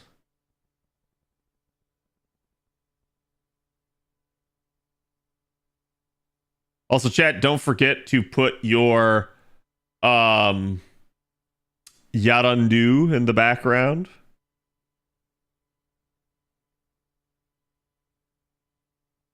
Yes, the corporate boot of death.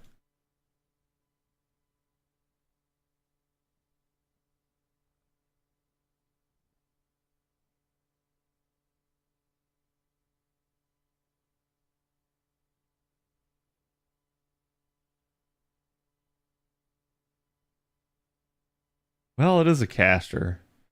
Surely I can do it. You might be wondering, like, Cad, why are you taking, like, Castoria and not, like, Koinskaya? And it's like, I can, but Castoria provides me with a couple of other options, and I'm worried about one of these battles just going to hell in a handbasket.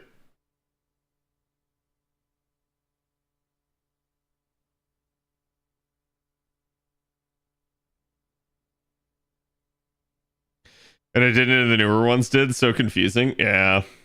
There was definitely one node in particular that was like, it would always force you to retarget the boss instead. But besides stuff like that, it's usually not as big of a deal.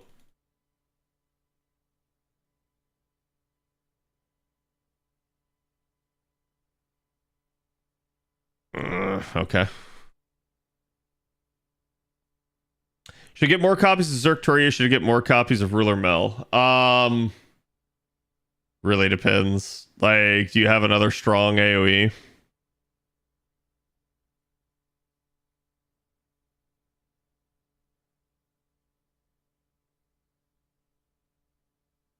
Also, what MP levels do you have of each?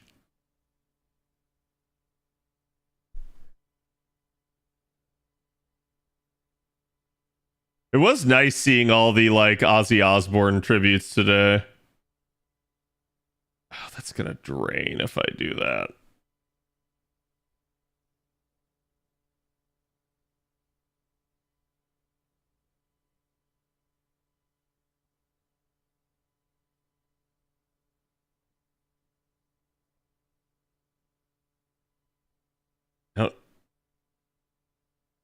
I don't know if this backfills or not.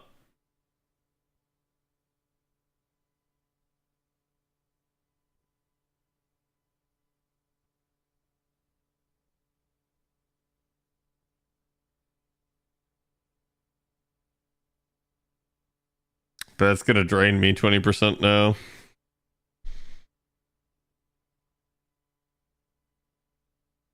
But I realized it's like, oh, if I just MP against like these low health enemies, it's kind of a waste.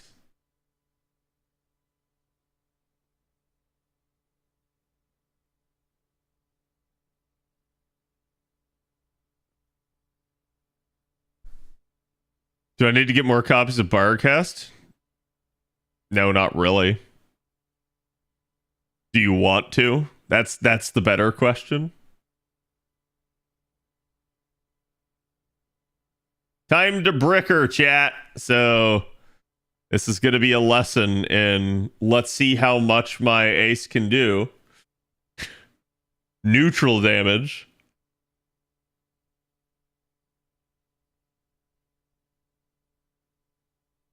I want to, yes, then do it.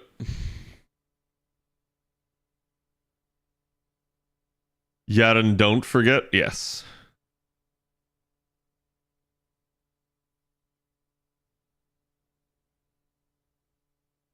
Farming advanced quest for summer, but it's hard sometimes. Yeah, I mean, that's why I told people, it's like, just get them done ahead of time. I think, like, part of the issue is everybody lets the advanced quest rack up. Whereas, like, if you just do them as they come out, like 3 at a time, it's not that bad.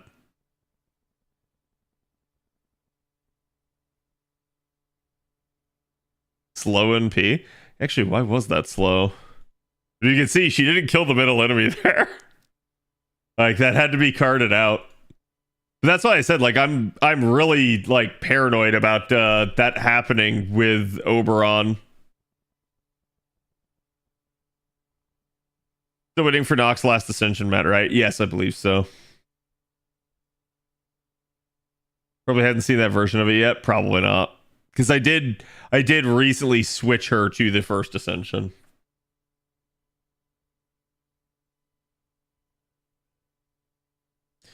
Ultra ego. Is this fluffy?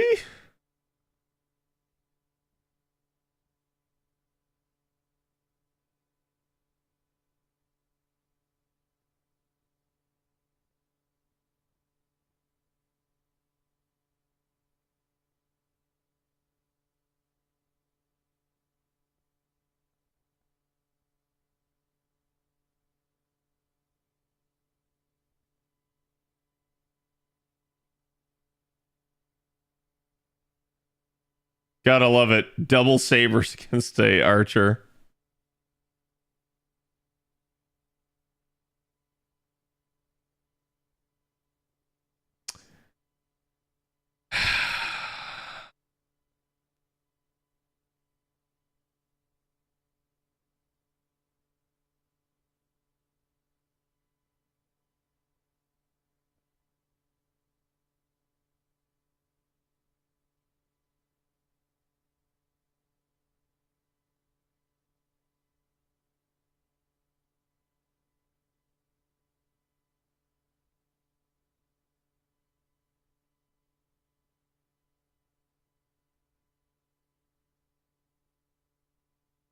It's been so funny because I'm basically whimsically using my Mystic codes. Like I am trying to strategize them, but I've realized like with some of my other accounts when I started them, I was very like strategic and focused with how I used to. Oh god, it's this one.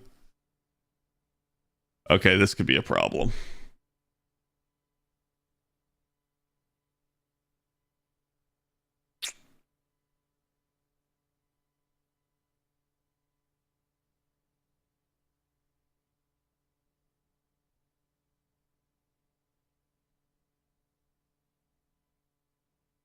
Wait. I'm so confused.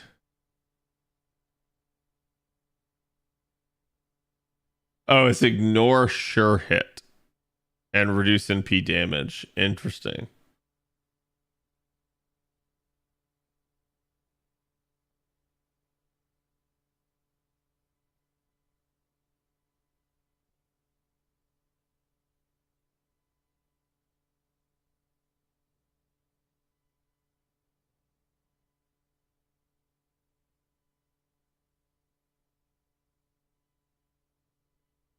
I don't think it's going to crit, but we can try.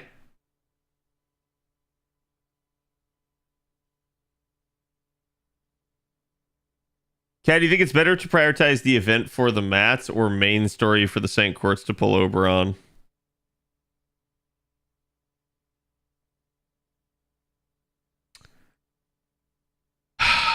That is such a difficult question. Personally, if it were me, this may not be what you want to hear, I'd just do the event.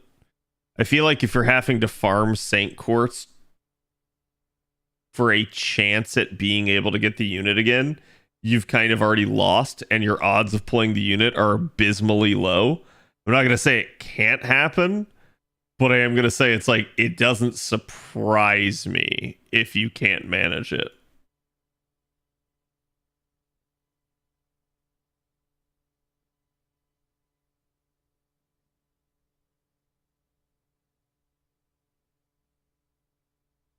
Okay, the marketing manager's dead at least.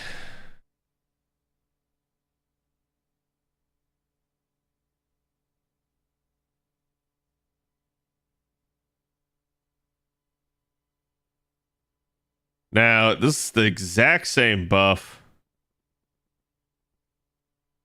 And I just don't know, is this actually going to, like, do anything?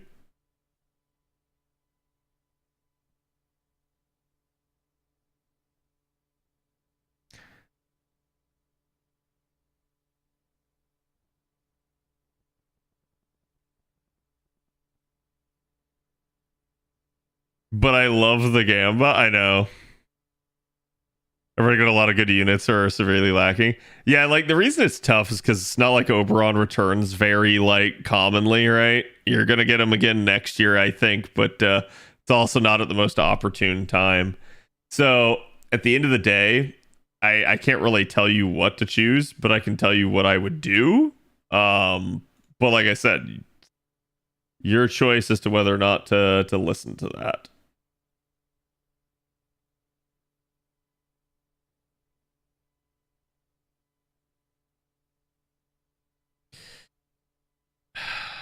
Didn't need to do that, but whatever.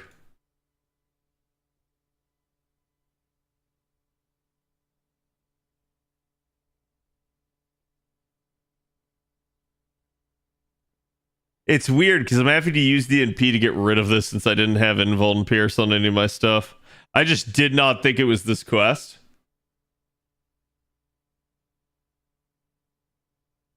There you go.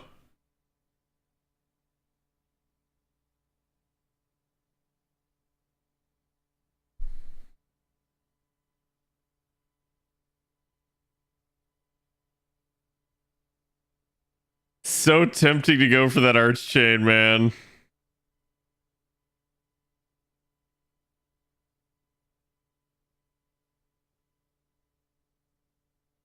I had to pity Zerctoria, but I did get Oberon. Nice.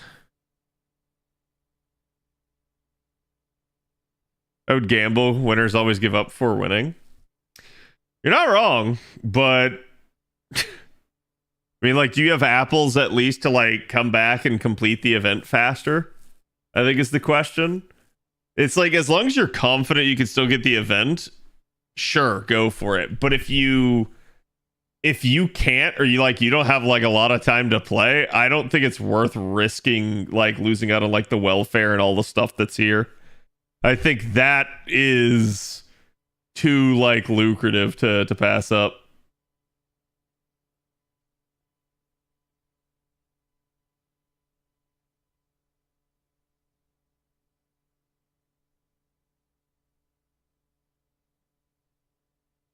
Ooh, nice crit.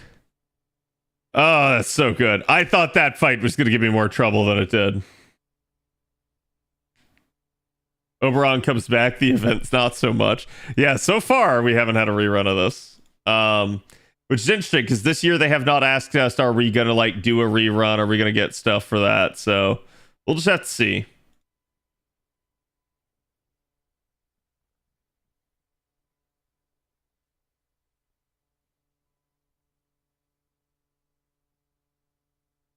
No, my also my other Buster servants are not gimped anymore, and I can now run double Koi and Skya with Mel. Wait, what? Oh, you're saying cuz you got Oberon. I got you. I was like, hold on, who was talking about rolling Koi and Skya? I feel like I want to progress this, but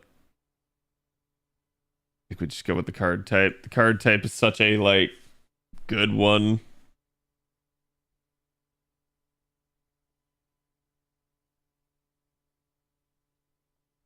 Insert guy mining diamond pick here. I have a lot of apples, so I can still do the event. I got too lucky on my min pulls and have lots of good units with 0 mats for them. Yeah. I mean, if you're confident that you got the time, I mean, you still got 15 days, right? And we haven't fully unlocked everything yet, so we're still in the time lock phase. It's not the end of the world. You haven't technically like missed anything yet.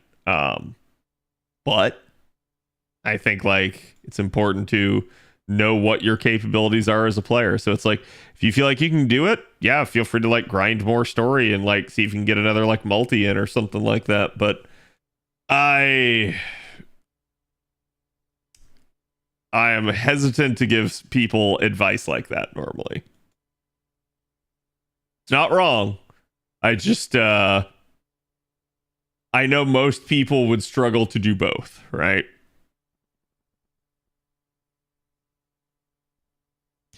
How do I know if Ibuki Summer alignment is? It only says Chaotic Summer on her profile.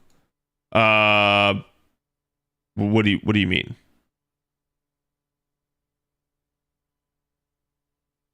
Like what in particular are you asking? Like what her alignment actually is?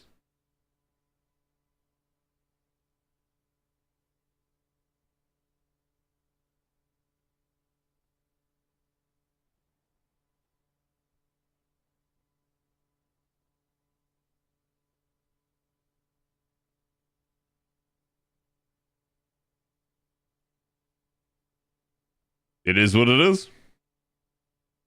Summer is an actual alignment. Oh yeah, sorry. Are you getting confused by this? So some units actually have Summer as an alignment. It's really weird. You don't have a whole lot of them. You can see Lawful Summer, Neutral Summer, Chaotic Summer. Nobody tell them about Chaotic Bride? Yes, there's also a Bride one. So really only Umu has that.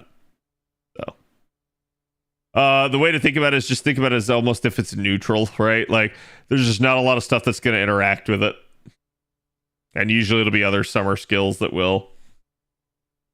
But it's useful for when you have things that require or like counter a certain alignment, as it allows people to be able to take something that is like oh hey, this is an anti-evil node. Well, if you take something that's summer aligned, it's like it's not evil in that regard.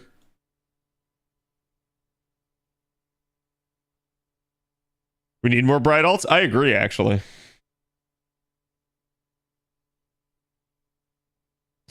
Summer was the precursor to the summer servant trade, essentially. Yeah, but it's difficult to call it a precursor considering they still do it, right? It's not like it's like some defunct thing that they don't do anymore. Like, I guess to a degree you could call Bride that, but who knows? Maybe there'll be another Bride somewhere around the corner. Maybe we'll get Artoria Bride. Finally, chat. It's been so long.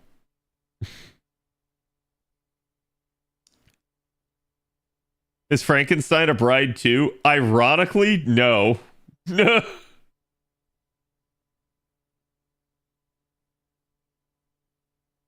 Wait, did I close it? I think I closed it.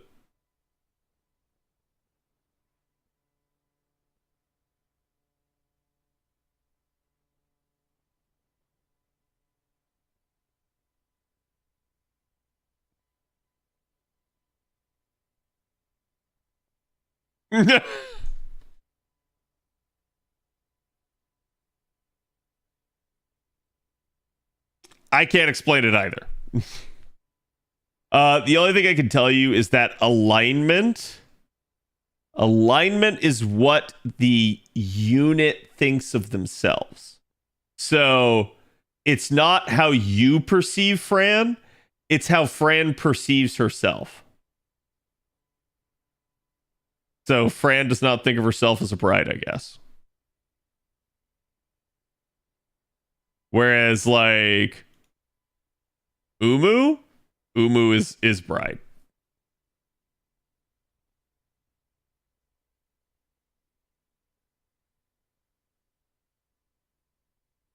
One Arturia in every class, Arturia Beast. I'm definitely down for Arturia Beast. This is the 90 node. Have I done the 90 node on this account yet? I don't know. Could be weird. This is probably grounds for a Koyanskaya because I know what's in this node.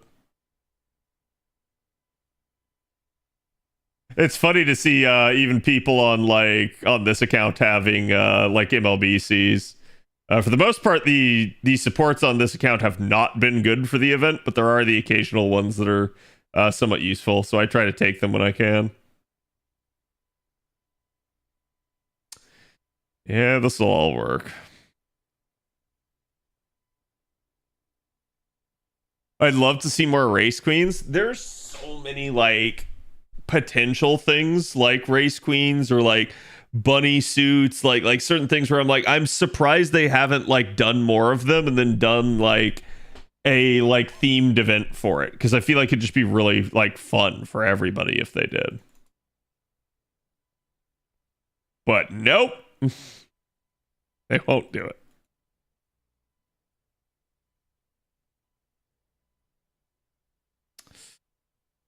Do I give her the Buster Up yet? She's not going to need it to clear this.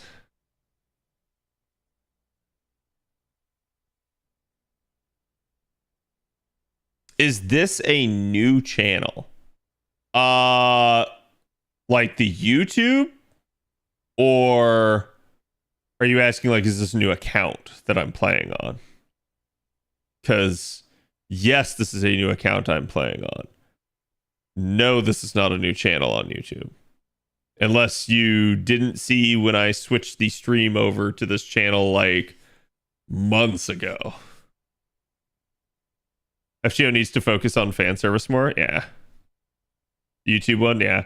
Yeah. So we switched to this channel several months back where because of YouTube algorithms, the live streams were just killing the algorithm on the main channel. So I just said, okay, we'll do a second channel for like VOD storage and live streams.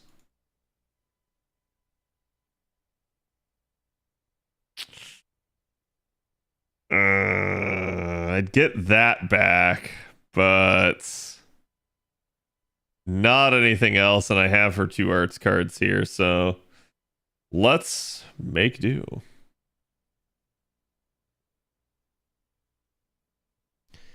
Wait, Draco is not evil? I really thought she was evil. Remember, it's what the unit thinks of themselves. Cad, what do you think this is? Got us a victory, Nikkei? No, why? We don't have girls twerking on the screen constantly.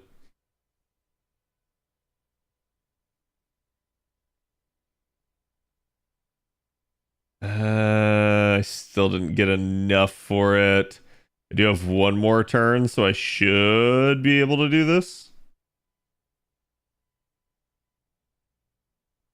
Actually, should have done the other Buster card, but whatever.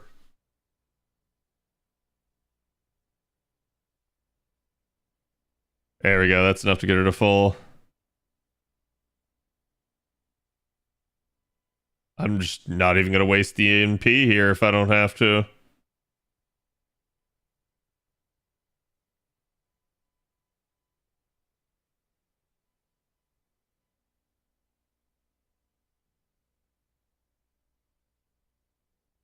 It's nice now that I've gotten Ace to 90. She definitely hits a little bit harder. Before she was having real damage issues. I still gotta get like unit skills are what's really holding this account back right now, and that is just a skill gem issue. So I, at the same time as advancing story, I need to just go sit on training grounds, just like hyper grind the like Friday caster training ground. All right, chat. Let's see. Will it blend?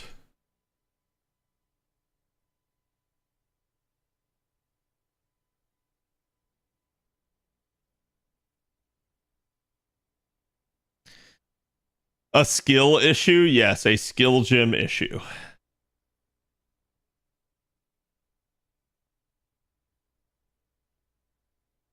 Oh, because they would do events based on costumes. Yeah, I mean, I think it's a good idea. I think it's like you're just on brand at that point, right? So it's like, to me, I've always been surprised that FGO hasn't done more of that stuff themselves. Though FGO has also been like, hey, we are a story game. Like, that comes first. So I can't say I blame it. Also, SMH, I leveled up.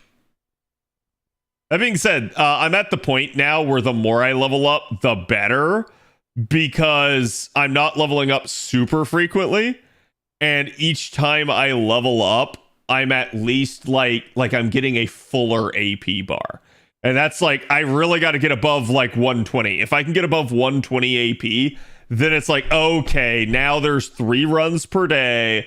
Now the AP stretches longer. I can maybe go like an entire work day without it. Like, that's what I'm aiming for. Is that will make playing this account much easier.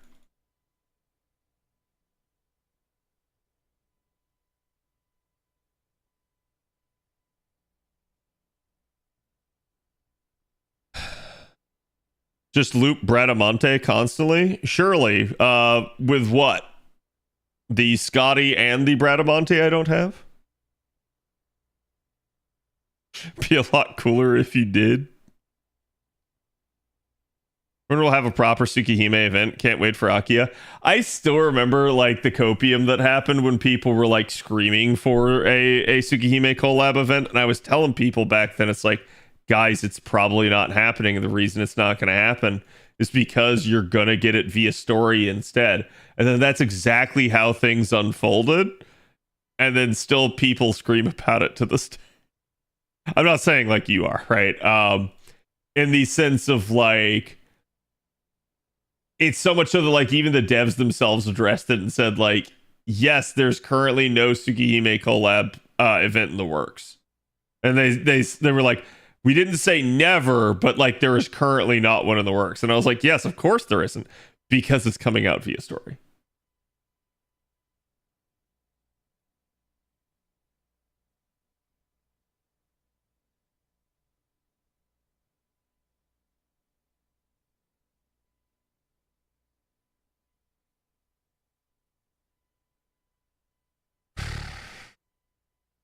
I guess we carding now.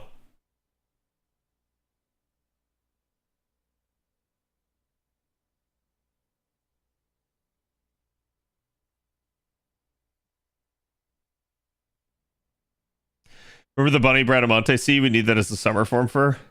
Yeah, I think that's like the only thing that makes me sad is like one of FGO's biggest advantages, and I'm dead serious, okay?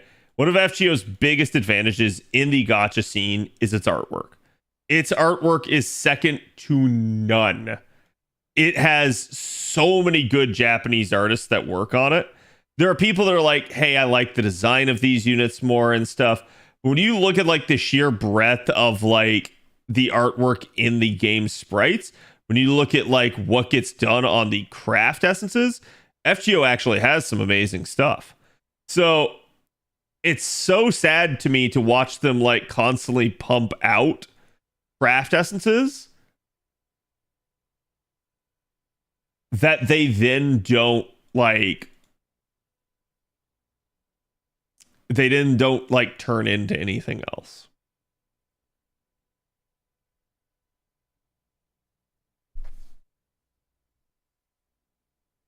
Because I think there's so many CEs where like the artist just absolutely cooked and you're like, please can we get that as an outfit? And we don't.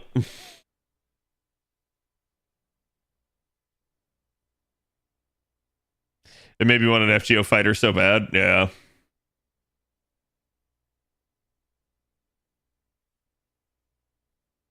Damn, this account has no charge. Huh? Huh? Huh? I just 5-turned a 90 node with units that don't have skills that are over like level 1. That's really good. That's really good.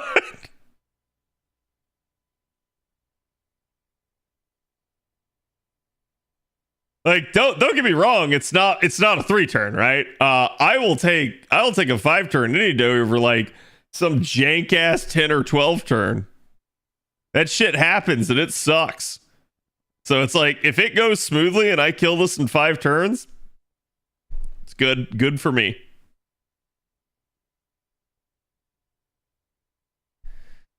Like, chat, 5-turning this,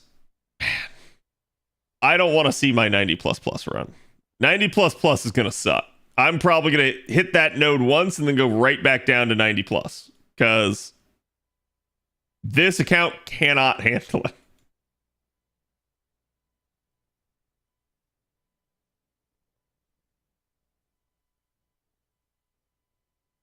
Yeah, no, I've got 50% off waiver. I have like 50% off Oberon right now. Oberon's the shit one. Actually, I think it's like 40%. I think it's like 42% off Oberon.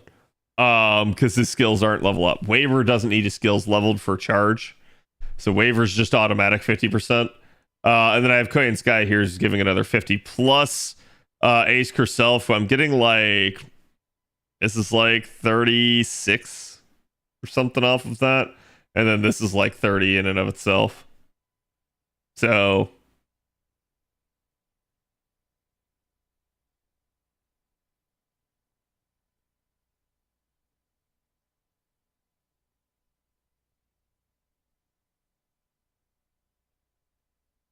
yeah, I have like 200% charge in this. It's just not enough because I'm not using like a K-scope. I'm using event Cs. So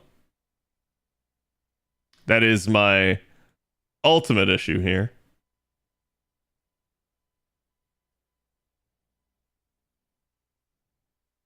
You think FGO Row will get an official PC port like other gachas are getting now? I really hope it does.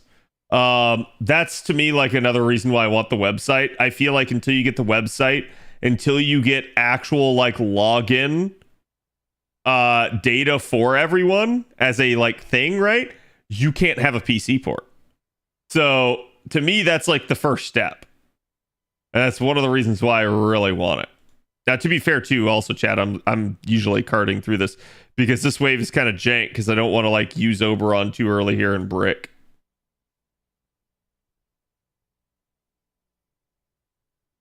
It's a new account, 5 turns is fine. Yeah. I have no issue with it. I'm more surprised at the reaction to it is why I made a big deal there.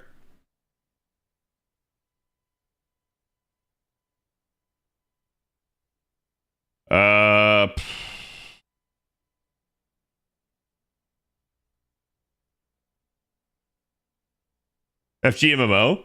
It's interesting because that's what Hollow Ataraxia was apparently, or sorry, not Hollow Ataraxia.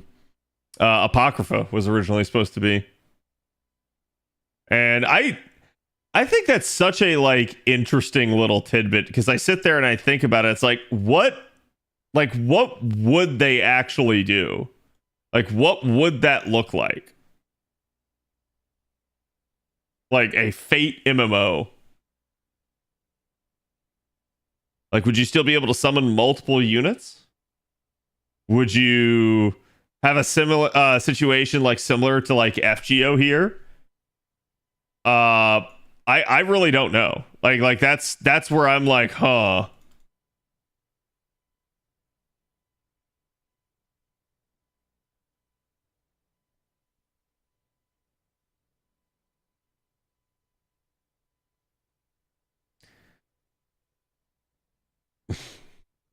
That doesn't kill. We have the Koyan MP. APOC MMO would have been a literal trap, yeah.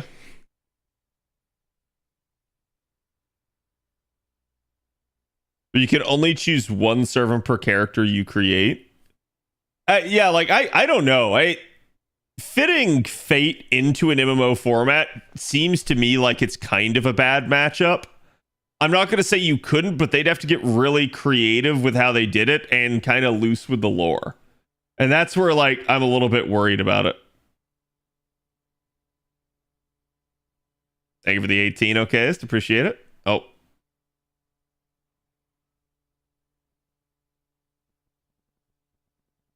What did I just take? I think it's Tez, but yeah, it is Tez. Please tell me it's a good Tez. God damn it.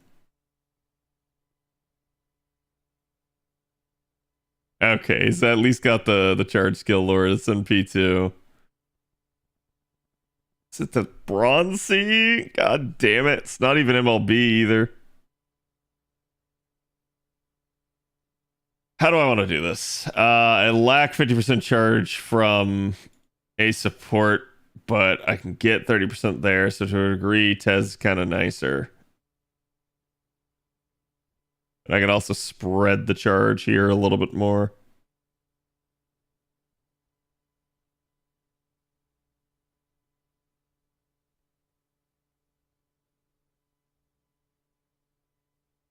Oh shit, I forgot to have his third skill activated.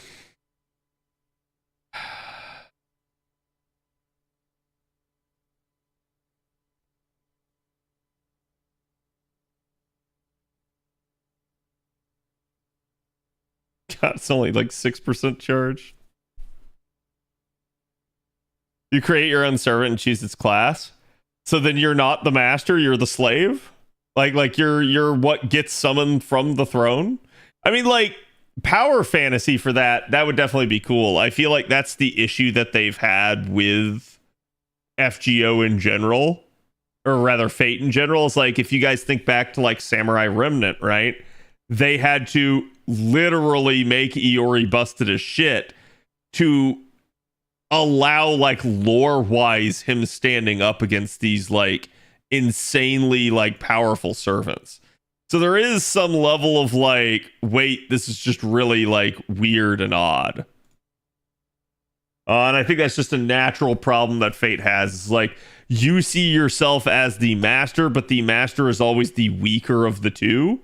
And so it becomes difficult to like have that be a thing. So to me, it would be more like you design your master and then you choose who you summon, but maybe you only get one, right?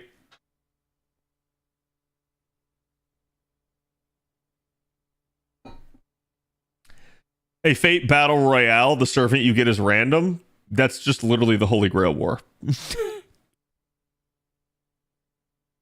Tell me I'm wrong, chat. Tell me I'm wrong.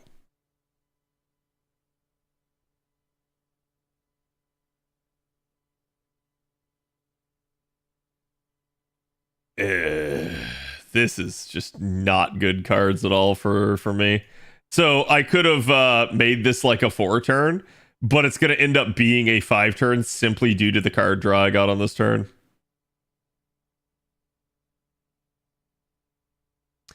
Do you consider Kenshin a Saberface? I did for a while because there was a lot of like predicting going on indicating that that might have been the case.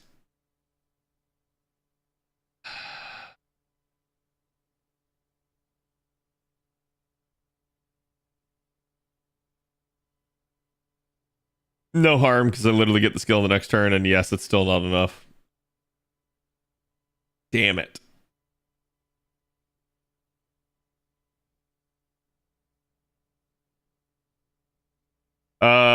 What about a master that is their own demi? That's weird. Just like to me, like lore wise, like how do you do that without it seeming just completely like Mary Sue?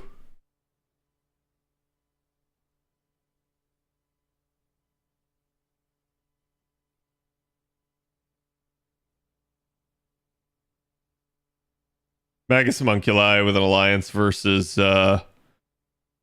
Horde-esque PvP with servant summonings being big events. I don't think Nasu would be happy with multiple Artorias running around. With multiple Artorias? My brother in Christ, I feel like the server makeup would be like 30% Saberface and like 10% Rin and Sakura, and then like the remaining 50% of the server would be just a hodgepodge of other units.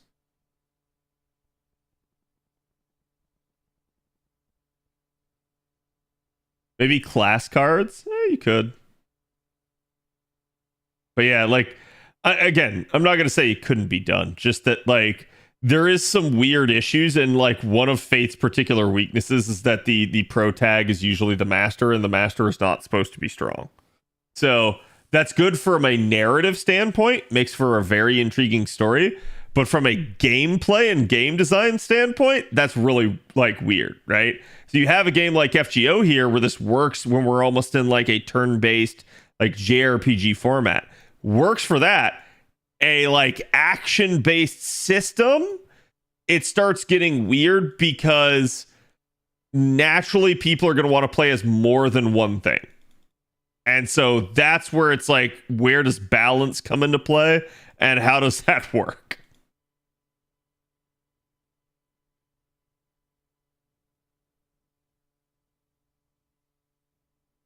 You summon yourself to fight? Yeah. You basically pull out a Pokemon ball, peg yourself in the face, and then they're like, Djinn, I choose you.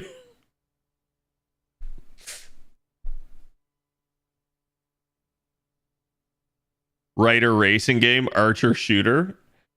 There's some cool like side mini games you could have. And it could be a case of like maybe how they do it is they balance it by saying like you have the 7 classes, right? And so you have to pick like one servant of each. That could be a thing. That'd be a way to like keep it fresh and like mix it up some. But yeah, I think there's also like people would still like now after FGO, people would be extremely upset if they can't pull like 200 different units. That's a bad card draw again.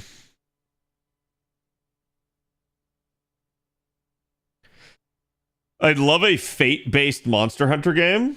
I mean, that'd be cool, but like, what are we hunting? Shinji?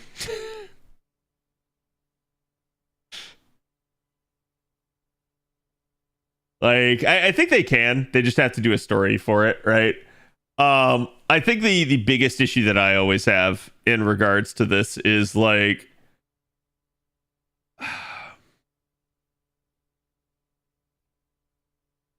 how is this already available on turn 3? Huh?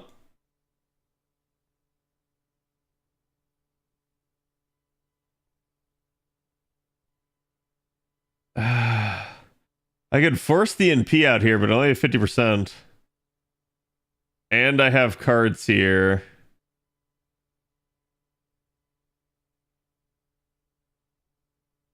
This is so messed up.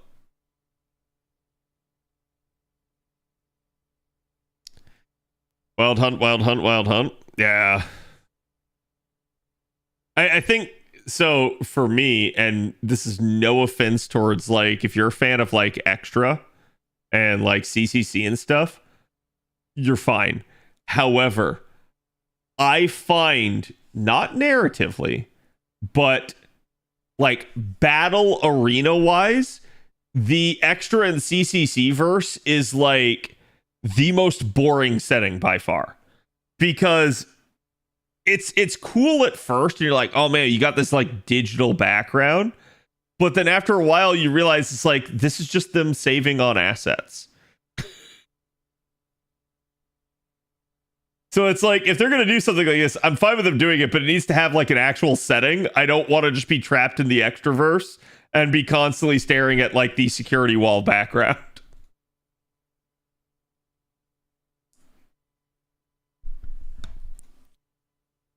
I doubt this is going to crit, but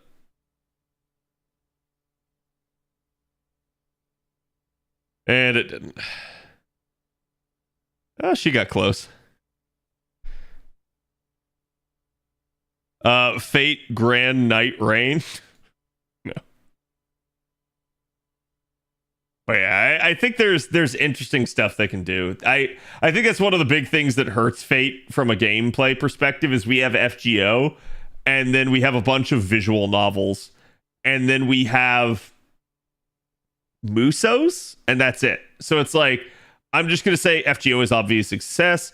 The visual novels are obviously a success. And while people enjoy the Musos, the fact that the only like normal game that keeps getting pumped out are Muso-like games, I think is a problem. I think Fate actually needs a new like game genre for itself. Because like we've had like a fighting game and stuff before too. It's just like they're not really doing that anymore. Muso, yeah, sorry. A Muso game is like Dynasty Warriors, if you're familiar with that. Literally like Fate Extella. It's the hack and slash power fantasy of like one character versus 1,000. So instead of like normal circumstances where you're fighting like even odds or like maybe you're slightly outnumbered, Muso games thrive off of the like, hey, you are killing like entire swaths of enemies. God dang it.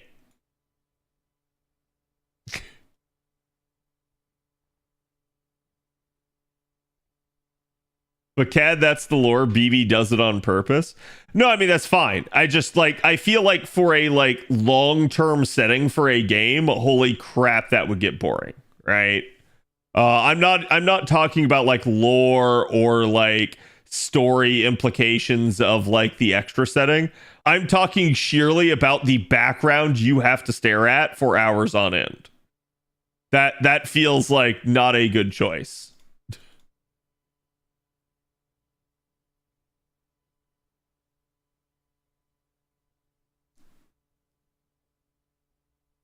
I would love a tactical game. Ooh, that sounds good, actually. Yeah. Or a deck builder. I mean, I guess you could argue FGO is kind of close to a deck builder, but yeah, like, I'm actually surprised that they haven't, given the success of FGO. It feels like there's a lot of people that play FGO that like card games and deck builders. So it's surprising to me that they haven't, like, caught on to that, like, synergy.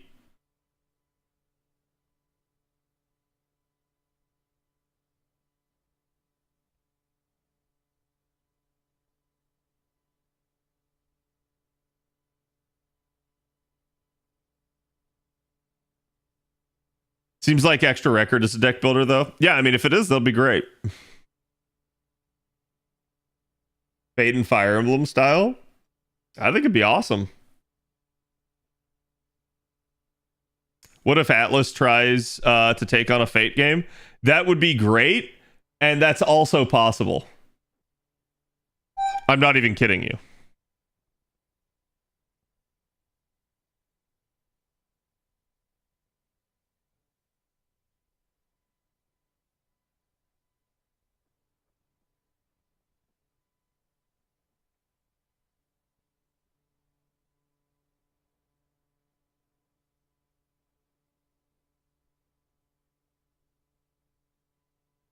Where is it?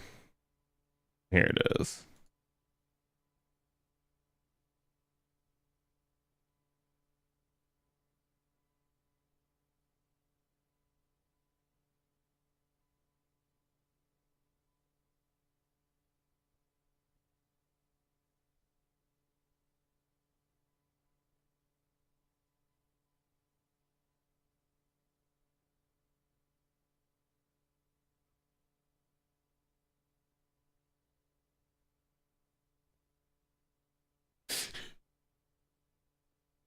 Like, you see this stuff, chat.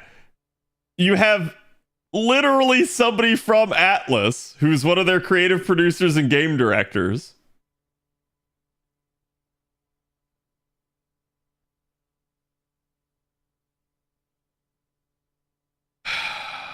You have Square Enix up in here, which is hilarious because you can see Fate Extra and Fate Extra CCC planning and supervision.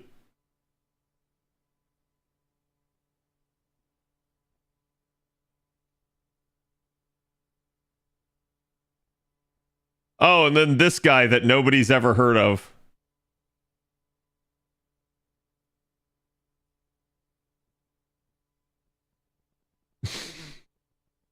This guy that no one's heard of.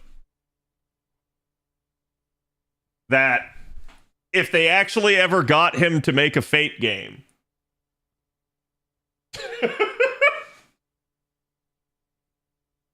Like Elden Fate, chat. Like, seriously, it's I look at this and I'm like, Nasu is so connected. I cannot fathom that he hasn't like pulled the trigger on any of those connections. Like, if I had friends in game development, right? If I was a like big name developer and my buddy was like this big name like writer slash visual novel person, I would be like, yo, bro, you want to like make a game with me or something?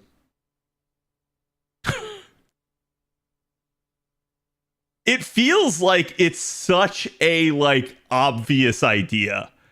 And I see this and I see the connections that he has and I'm like, what the heck? Why has he not like asked any of these people to like pull some strings for him and get them to like I mean, obviously if it's Miyazaki can kind of do what he wants at this point. But like if it's like the Atlas guy, it's like I'm surprised you can't just like go to him and be like, "Hey, yo, go pitch this to your boss. Tell him we want to make a game together."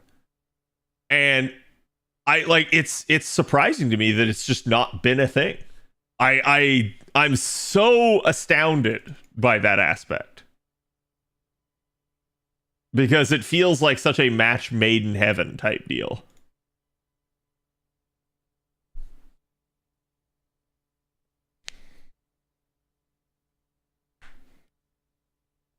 Imagine playing and you hear Excalibur from the other side of the map. Yeah, and then like one direction just really lights up and everything else goes dim.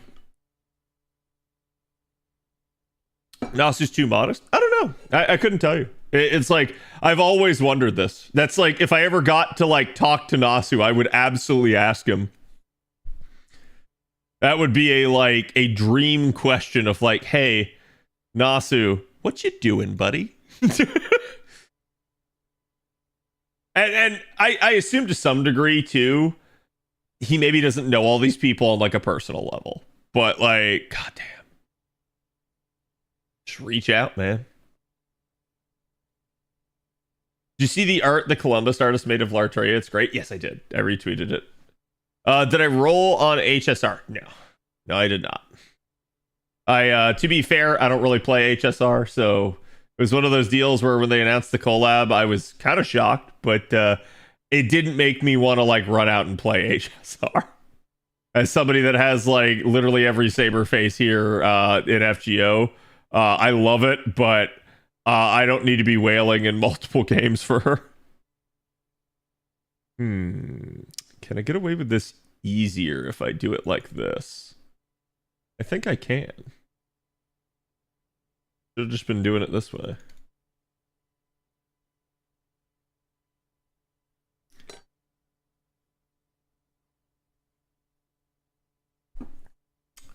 Maybe he has paralyzing levels of social anxiety like the Monica Everett from Silent Witch.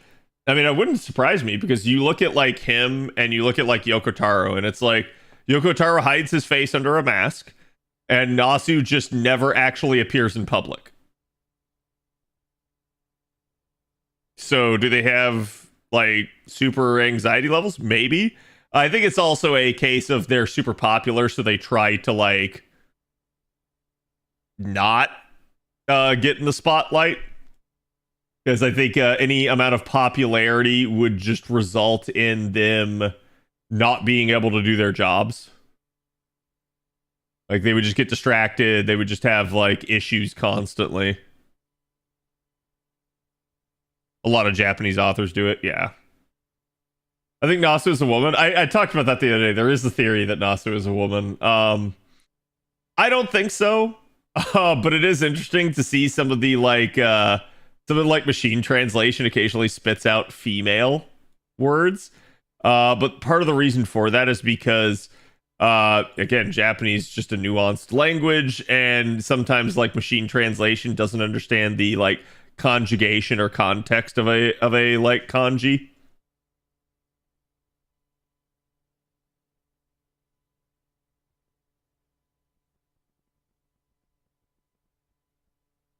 That's not getting both our arts cards here.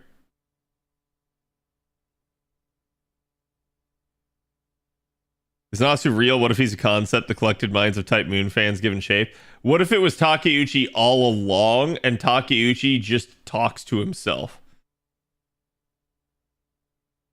Extra Record qualifies as a dungeon crawler or just JRPG? I don't really know. I don't think any of us really know until we actually get our hands on it at this point. Because, like, obviously we know how the original game went, but it definitely seems like they're making some changes this time around.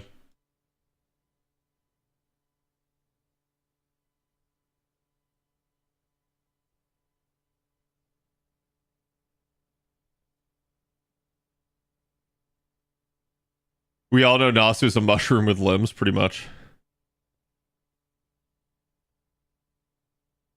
GSSR and Destiny orders until a Berserker banner. Maybe if I get Luxac, copy or two from Destiny and GSSR. I mean, she'll come back next year. But if you're not wanting to roll that banner, I totally understand.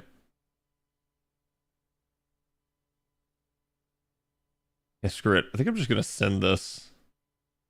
And by send it, I mean, no, I'm not, because I'm at 98%. Never mind.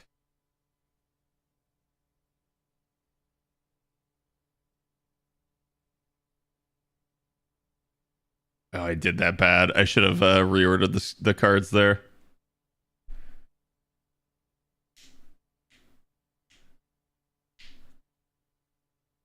Takeuchi, the original alter ego, pretty much, right?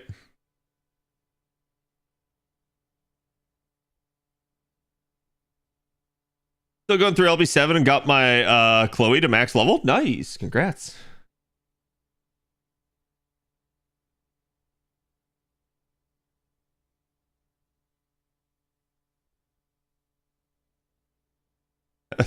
Hajime Yatate is the sunrise. Jesus, dude. I don't know. I think it's interesting that Nasu hides his face, but also at the same time, it does suck because it's like, oh yeah, you'll probably never, like, none of us ever in our lifetime will ever get to meet Nasu. You're not gonna get like as many one-on-one interviews because of that. So like this is why like we hear from Nasu maybe twice yearly. That's why like it's so irregular that he gave out like 2 interviews for Honkai Star Rails collab. Because like we're gonna get that. We're also gonna have the Annie interview coming up, so that'll be 3 in 1 year, and that's pretty rare. We don't normally get three interviews from him. The only other time we really hear from him is when he posts to his blog, which is not very common. Usually like a every again like 6 months type of thing. Nasu camera shy? Absolutely.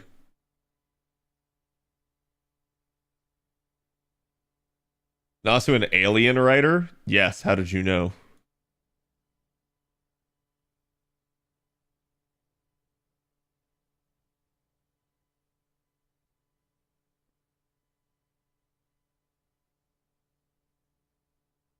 Nasu is a position only the worthy holds. Yeah, you're right. It's like first Hassan.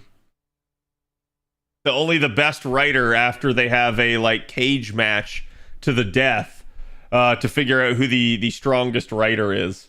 Only the strongest writer gets to hold the position of Nasu. Clearly, that's what it is. You heard it here first, folks. Makes you think how they'll end FGO story. I mean, this is why Nasu's been saying like everything comes to an end and like FGO is going to end. I told chat before, and by the way, I just want to say, if I'm right, damn chat, I gotta toot my own horn a little bit there. Where because Nasu said like all the way back at like year 5, like Fate Grand Order was gonna end, and I told chat back then, I'm like, now obviously he it seems like he's referring to the game, right? But I've told people before, it's like he could have been simply referring to the concept is what ends. Like that the Grand Order is over. And now there's this new thing. And if I called that, chat, holy shit. That means I called that like 5 years in advance. That is like one of my best predictions ever if I did that one.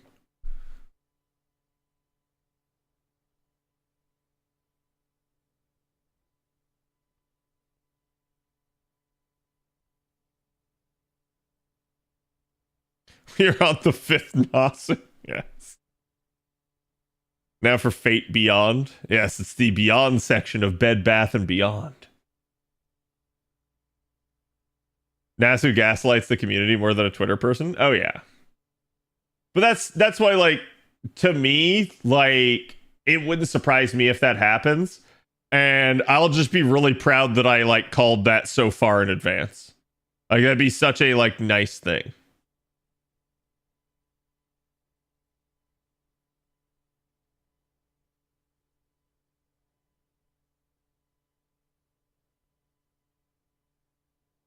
So this is actually a 4-turn here.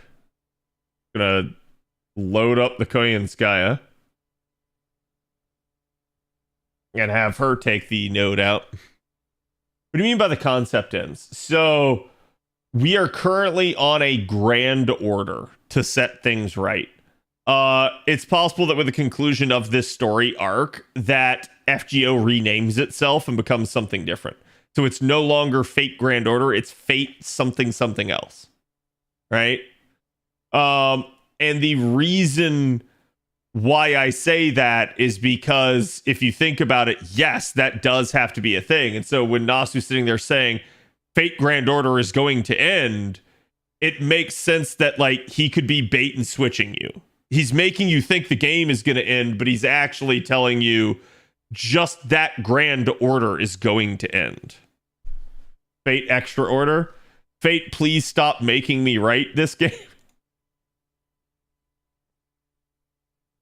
Fate, aw shit, here we go again. Fate, another one.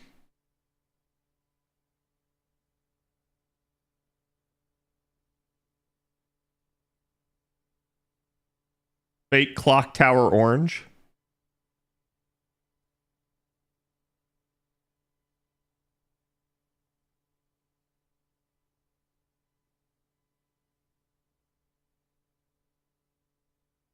Hey, God damn it, I need money. That's if the monetization team gets to name it, right? Oh, there we go. We're not doing too bad there. Fate into the past? Yes. Oh, into the past. Okay. Fate Great Ordeal. Fate Farm Order.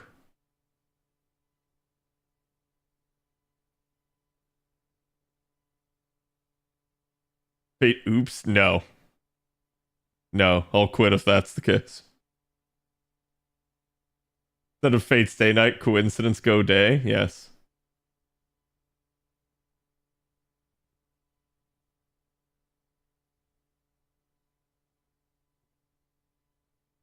Fate, would you like fries with your order?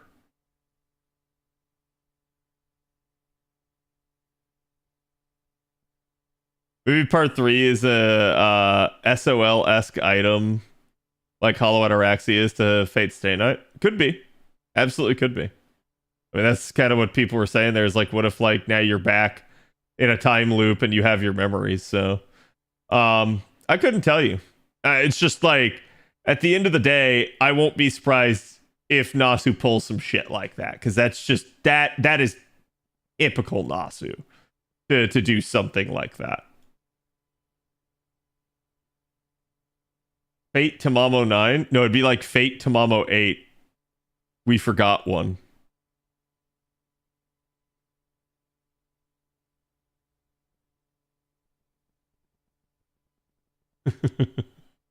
And we all know which one got forgotten, chat. Give me all the Tamamos? No. Specifically because you asked. Oh, there you go. There's time lock.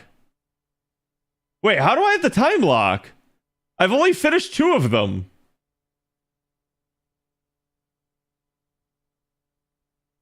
I'm so confused.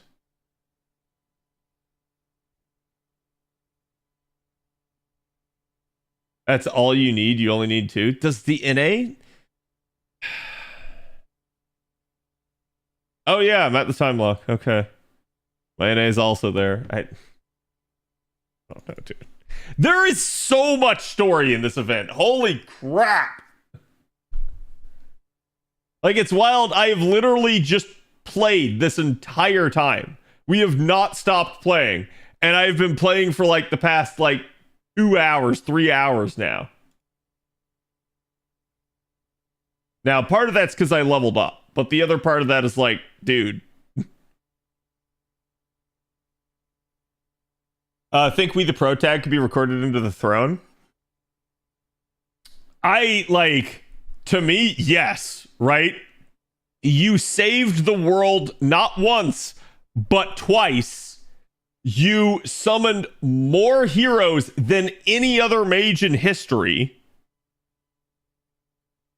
I feel like those 2 feats alone, either of them just on their own, would be enough to put you in the throne.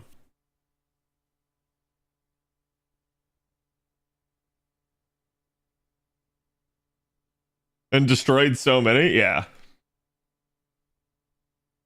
Well, that's why, like, yeah, we're gonna get command designation sealed. That's why I was saying, like, for a while. Oh, that's great art.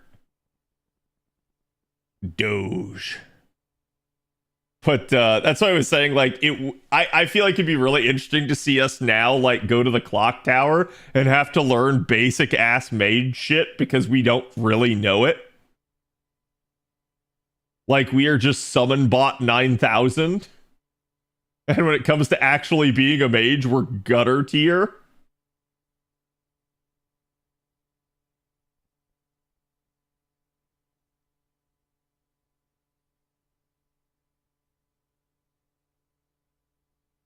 Face the most powerful creature in existence and lived. Yep.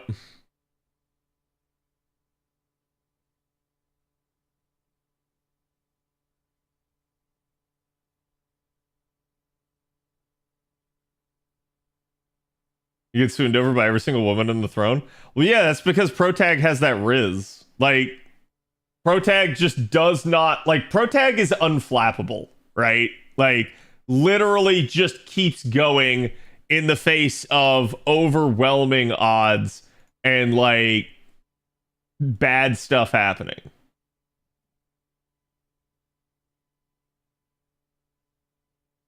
Yeah, we have enough mages to teach us better shit than whatever the clock tower could teach us. I know, but you gotta assume that if we complete the Grand Order and we save the world again, that Chaldea gets shut down. Like, think about it, right? Like, it probably does.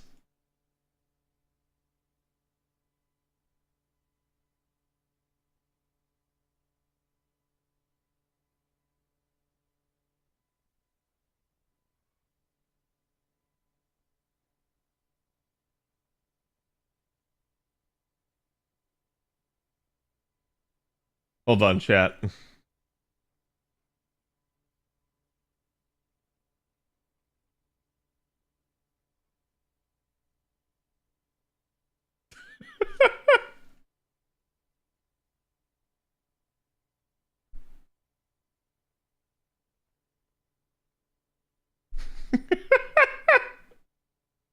I was messaging Kaido earlier today because I haven't talked to him in a while. And I sent him a whole bunch of gifts and he didn't respond to any of them. But he's been playing Uma Musume. So I finally sent him an Uma Musume GIF. And then he was like, "Oh, did you play Uma too?" And I was like, "No, it was a trap."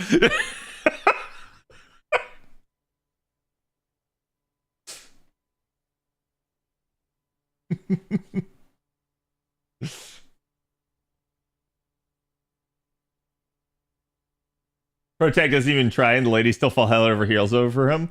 Yeah, so there's something about being a like guy that's just getting shit done and not being just the ugliest motherfucker imaginable and just not being interested in women. If you are those three things, women love you because you are disinterested and they hate that.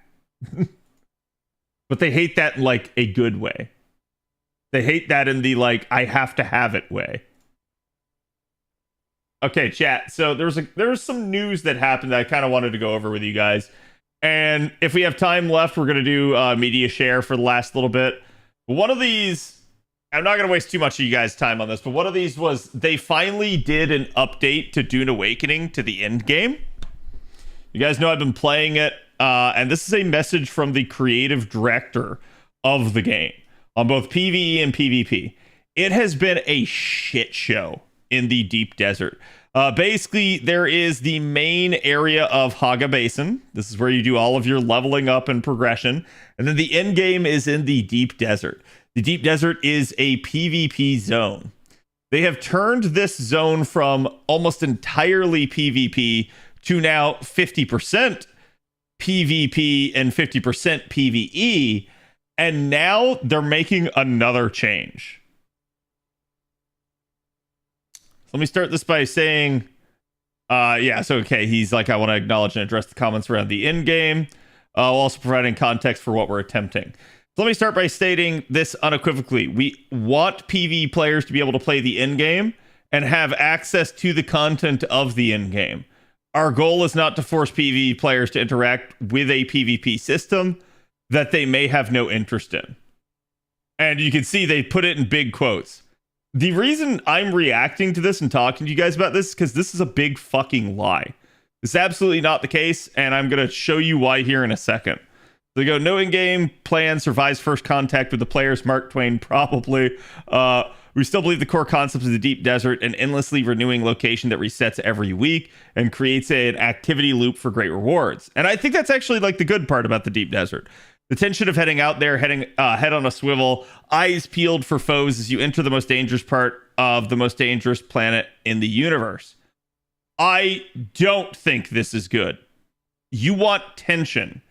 PvE players do not. This is, you don't get it. Okay? Like, for someone like me, I don't mind. Honest to God. Like having high stakes is fine. But I do have some issues with the PvP system and how it's implemented. And I think any person that had played any like realm versus realm game, high-end like MMO PvP, or any sort of like collaborative PvE and PvP game could have told you that this strategy was not going to work. Our wish is that players would embrace this loop, forming guilds to work together to overcome the bleakness of the deep desert. That sounds great. This is just actually pants on head stupid. The reason why is they have called this game a War of Assassins. What this means is there are no name tags. So when you go into the deep desert, anybody can attack you if you're in a PvP zone. Anyone. The only exception to this are people that are in your group. Group sizes are limited to only 4 players. So if you have a 4-man group and other people in your guild have a 4-man group, they can kill each other.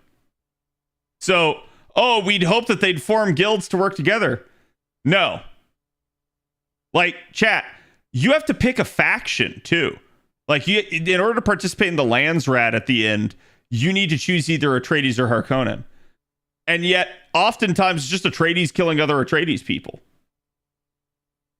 Why? Because the factions don't mean anything at all. The way the PvP is set up, there is no purpose to factions. There is no purpose to guilds. The only dividing concept is the 4-man party. That's it. And then they wonder why people are having so many issues with this. They don't get it. This is so developmentally flawed. It's again, like, this is why I'm actually reacting to this like live with you guys, because I think these devs don't understand that. I think they have a great idea that they are just squandering because they don't get that, like, this is the issue. Also, quoting Stephen King nowadays, probably not a good idea. Just saying. So some areas of the deep desert will now be flagged as partial warfare PvE, while the deepest parts of the deep desert will remain as they currently are, high reward, high risk areas.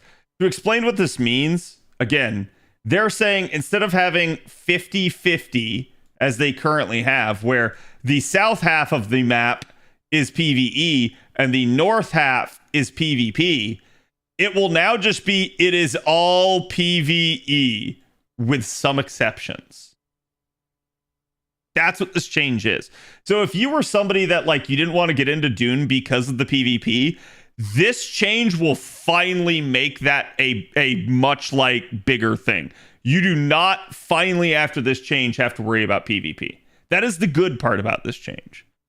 But it's hilarious how they're still just, like, missing some of the key points. And the outcome of this has been so far that PvE and PvP players are mad at them. This will make PvE players happy, but there will still be certain complaints. I already have one. And this will just absolutely kill PvP in the game. PvP players are just going to quit. And I don't blame them, because they ain't going to find any PvP. So, the reality is that players are reporting being cut out of the endgame due to extremely competitive nature of the deep desert. The reason I wanted to point this out, I started reading this on my own and I was like, no, dude, I got to react to this on stream, because this is, to me, proof. This wording right here is so problematic. The reality is that players are reporting being cut out of the endgame due to extremely competitive nature of the deep desert. You don't have metrics? You don't see that? You're not confirming the report? You're just stating that they're reporting that they've been cut out? What the fuck?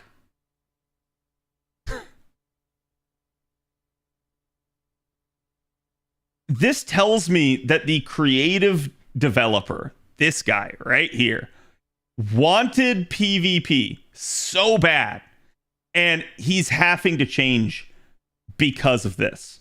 And the reason that he's having to make this change, you guys don't know this, but they just put out a survey like a week ago. Now they're finally, I'm sure, seeing the results of those surveys, because I'm sure the lion's share of our responses to a survey happen immediately on the first day, in the first 24 hours. And after that, they just don't happen very much, if at all. And I'm willing to bet, after looking at those initial survey results, they said, shit, it is all PvEers playing this game. It is probably 90% of their player base is PvE, and 10% are PvP. unfortunately, if you go on the Discord, you look at their complaints, you will not see any difference. You will like think that there's just as many PvPers as PvEers. There are not. Because what you're not going to see, every PvPer is going to be on there bitching their head off. You're not going to see the silent multitude of PvEers that just go, hey, I got to the end game. This shit is so ass. And I'm just quitting without ever saying anything. They're just moving on to a new game. That's the problem with it. And like I said, now it's not that ass. But like, yeah, I think that's why they had to make the change. So just this wording, the way that they used reporting here to me tells me they didn't want to have to make this change, but the data indicates they have to or this game's going to die. Starting soon, some areas of the deep desert will now be flagged as partial warfare, where players will be able to explore testing stations and harvest tier 6 resources. Tier 6 resources are just tier 6 like mining nodes that are out there. Testing stations are your dungeons, basically, in the game. Without the threat of conflict they may not want, which again, some of those were PvP flagged, and it was... I didn't run into an issue doing them ever with that. My issue is actually how they balance those testing stations. They are way too overtuned at the current point in time, even for a 4-man party. But it easily could have been worse if just a single like other player had been present, because they could have killed us.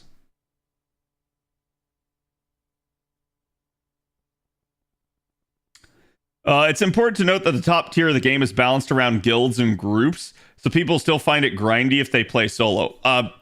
As somebody that played like 80% of the game solo, yeah, it's definitely grindy, and I actually think the end game is a little bit too grindy in that sense. But this is predicated on the idea of an end game, and I'm going to be honest with you guys, and I'm going to say they don't actually have an end game. That's probably my biggest complaint with the game. The end game is not bad. There just isn't really one. Landsrad control points. This is stuff where like you have to actually go and take the point to get progress on the Landsrad, which is basically their in-game system. Shipwrecks, which are static points that change each week. And the largest spice fields. There are 5 large spice fields each week, sometimes only 4. Those are what Ash likes to call the Jeff plumes. They are the big Shai-Hulud pits of spice. All of those will still be PvP. Of which I've said, this to me proves that they still don't understand the issue, and this will still piss off PvE players. Because the large spice plumes are the only thing that it is worth using carriers and sand crawlers on, which is the primary big end game craft that you need to make, that PvEers are all making. But they can't use because they'd have to take it into a PvP zone and get it shot down. So they're still going to get complaints even with this change. This is a good change because it means small and medium plumes don't get like PvP flagged now. So you can't just be insta-gibbed by like rocket ornithopters spawning into existence and just immediately like barraging you with missiles. But that can still happen at a large spice field. So it makes harvesting spice is now easier for PvEers, but it is still going to be really cancerous. Deep parts of the deep desert will remain as they currently are, high reward, high risk areas. Beauty of the deep desert design with weekly resets and renewals is that we can iterate and experiment with different layouts and setups to really help us tune it.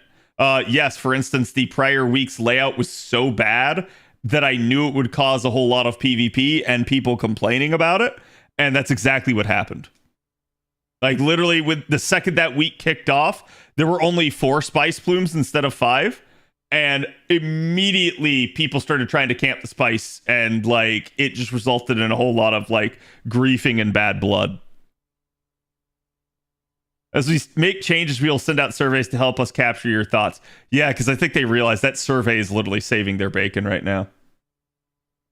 PvP itself has plenty of issues that need to be addressed for taking steps in that direction with their first changes to scout ornithopters. This is absolutely what they needed to target. Scout Ornithopters are the bane of PvP in this game because there are so many people that don't actually want to player versus player. They just want to grief and gank. So they don't want the thrill of actually fighting somebody. They just want to pick apart unsuspecting people that don't even want to fight back. That's all that they do. And that's why they run Scout Ornithopters with missiles. So, as Viljar stated in the AMA, these should be implemented in the game shortly. Scout Ornithopters with rocket launchers attached will have their speed and maneuverability reduced. This was already the case, and this ignores what the primary issue with them is. Rockets fired from Scout Ornithopters will have increased heat generation. This was already the case. Increasing it further will still just ignore what the issue is. Thrusters will provide a max speed bonus regardless of wings, ensuring that thruster-equipped scouts will be the fastest vehicles in the game. That is a good change. I like that. A new Tier 5 infantry rocket launcher will be added to help improve the dynamics of vehicle and ground combat. Also really good. This is a hand-mounted rocket launcher that you can carry. There are Tier 6 ones. Currently, there are only 2 in the game. The normal Tier 6 one, and the like special schematic that you get that you can buy from winning the Landsrad called the Ancient Way. The Ancient Way is a special variant of the Tier 6 rocket launcher that actually locks onto targets. The normal version doesn't. So the normal version is completely useless and just not even worth building, in my opinion. The Ancient Way, actually useful, but still really limited in its range. But putting in at least a Tier 5 version, yeah, I think that's good. To me, they need to make the Tier 6 lock on. They need to make the special version just deal even more damage and make the Tier 5 not lock on, but it's still there as an option for people that need access to it. There are additional changes to mechanics like respawn timers, vehicle storage tools. I think it's because people were using hot swaps. So you only ever store one vehicle at a time in a storage tool. And it can only ever be scout thopters and sand bikes, which nobody uses sand bikes. So it basically ends up being a deal of like PvPers will actually hot swap. They will have one in their tool and one out. They'll be flying the one that's out around. And like, let's say it's like, that'll be a rocket one. They'll use that. They'll try to gank. Then if the person runs away and manages to get away from them, they'll just hot swap back to one that has a booster, catch back up to the person, hot swap again, start rocketing them again. It's so ass. It's so stupid. Because it basically defeats the entire balance that they have around the stuff. So yes, that's absolutely got to change. Hand scanners. I think this one's stupid. People are using hand scanners to see when people were in their base as to like whether or not they wanted to crack the base or not. And I'm like, nobody builds their base on the PvP side of the map anyways. And even after this change, nobody will because the PvP areas in the on places are so small.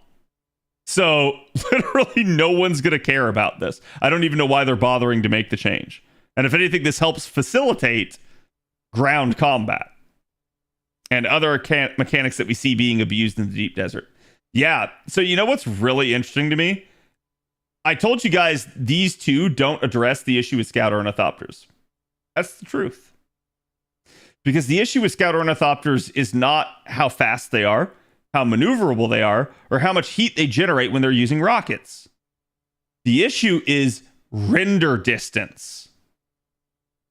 Because how people are killing other people is they're literally spawning into render distance, already firing their rockets. And they can fire enough rockets that it just either kills you or severely gimps your vehicle. And heaven forbid, should they have multiple people at a time, your vehicle could just get blown up on the ground immediately. And there's nothing you can do about it. There is no counterplay. Like, people have been like, oh, you got to keep your head on a swivel. You got to watch out. And it's like, you can't. This was from June 23rd? What are you talking about?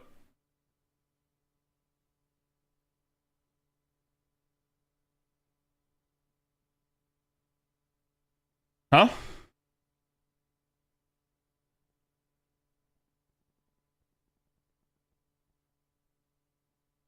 Is this not from now?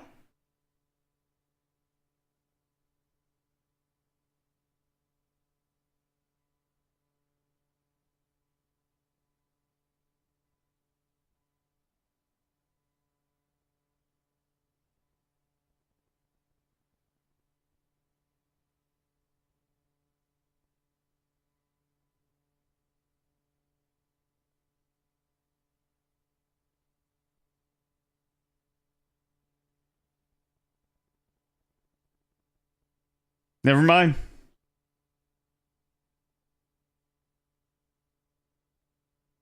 Never mind. So these are all changes that they've already made. And I was going to say, because like they had already changed those things and it wasn't doing anything. Yeah, this is ass. So anyways, in other news, V Shoujo.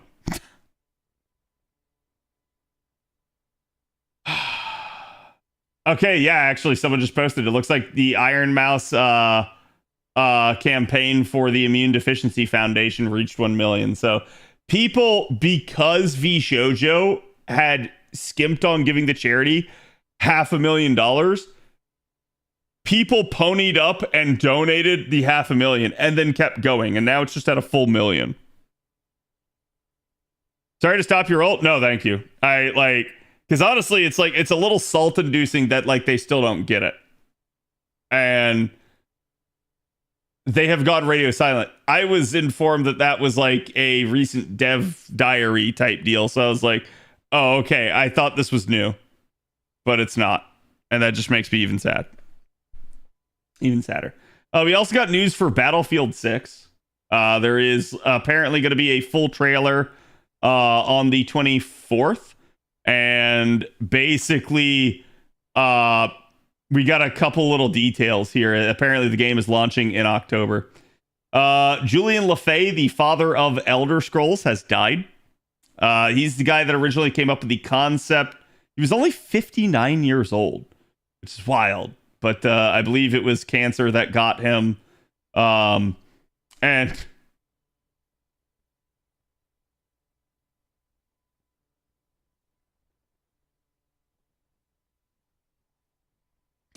Hey guys, what's happening? Ox here. In this sorry, YouTube video started playing.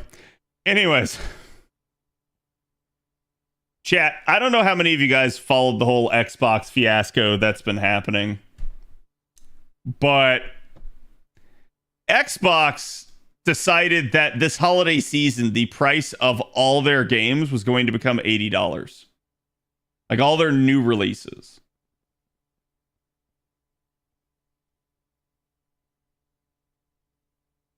So the first of those was the Outer Worlds 2. Now, I'm not going to shit on the Outer Worlds 1. However, the Outer Worlds 1 was a pretty short game by everyone's accounts. In fact, it's so short that the speed run of the game is like literally like 2 minutes, because if you actually know how to beat the game, you can just go straight to it. Like it's literally like the entire premise of the game is proposed as like a mystery. You're not sure. So if you know on a second playthrough that basically the game doesn't have any replayability in that regard.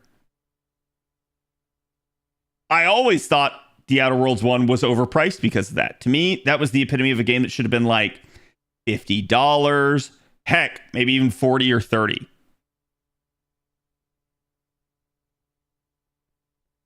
So they announced the Outer Worlds 2 is coming out, and it's going to come out this holiday season. And Xbox goes, this is our first game that is going to be $80. And I laughed when I saw that. If you guys remember, I talked about it on stream. I was just like, this is the most stupid decision that they could make. Like, this will just absolutely destroy them if they do this. So Now they've come out and they've said, oh, Outer Worlds 2, just kidding, only $70.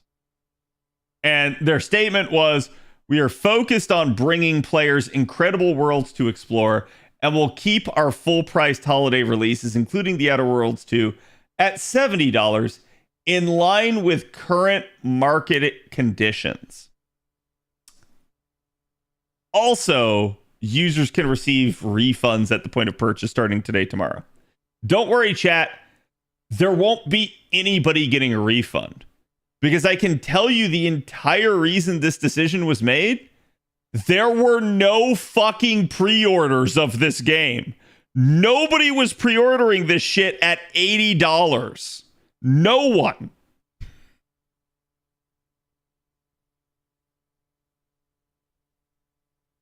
So when you see in line with current market conditions, allow me to extrapolate for you what this means. Oh shit, we're not going to make any money. That's what that means. Current market conditions where you fucked around, you're finding out. And let me go ahead and tell you, let me give you some context. Y'all, Obsidian might just be goated. Because Obsidian isn't goated. Let's rewind here a little bit. Earlier this year, Obsidian released Avowed. And boy, did that not sell well. That got absolutely trashed by the internet. It got made fun of. There was a whole bunch of drama with the lead art designer and his outlook on the game and his political leanings. There was all of this dumb assery of like, hey, this was supposed to be like their version of Skyrim. And then it wasn't. And then they got so angry that it got compared against Skyrim. Despite they themselves in their own media purposefully drawing the comparison. In fact, what made it even funnier to me is several other people pulled up the original trailer for Avowed, which was actually like a grim, dark fantasy setting. It looked super badass. And then you see the launch trailer of Avowed, and it's like this just fluorescent, colorful, like somebody just absolutely puked all over a like artist's screen. So that was earlier this year. So Obsidian knows Avowed didn't perform well, and they're looking to like recoup their losses with the Outer Worlds 2. And then Microsoft goes, hey, that's fine, but the Outer Worlds 2 is going to be $80. So I'm sure at that point, and then now having it being listed for quite a while already at that price, and it not getting any pre-orders, I'm sure Obsidian was panicking. Like, behind the scenes, Obsidian was like, oh god, like, have you guys seen like the meme of the Grim Reaper walking down the hallway killing everybody at every door? Obsidian was the next door. They heard the knocking and they were like, oh, because let me go ahead and tell you, Microsoft is going to shut down Obsidian because they fucked up Avowed. And ironically enough, they're going to shut them down because the Outer Worlds 2 isn't going to sell well. And the reason the Outer Worlds 2 isn't going to sell well is, ironically enough, because of Microsoft. Microsoft is the one that set the price on this at $80. And let's be honest, because someone in chat said it, and I completely agree. I had this thought even before I streamed today. $70 is too much. They're trying to pull the bait and switch. They're like, here's $80. You know what? 80 was too much. Guys, just take 70. We're sorry. Just it's our apology. Just pay $70. No, I'm not going to pay $20 for this shit at this point. Like, This is way too much.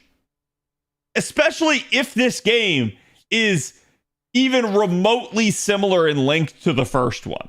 This is a wait for this shit to come out, wait for it to get blasted, wait for it to go on bargain bin closeout sale at like anywhere from $5 to $10.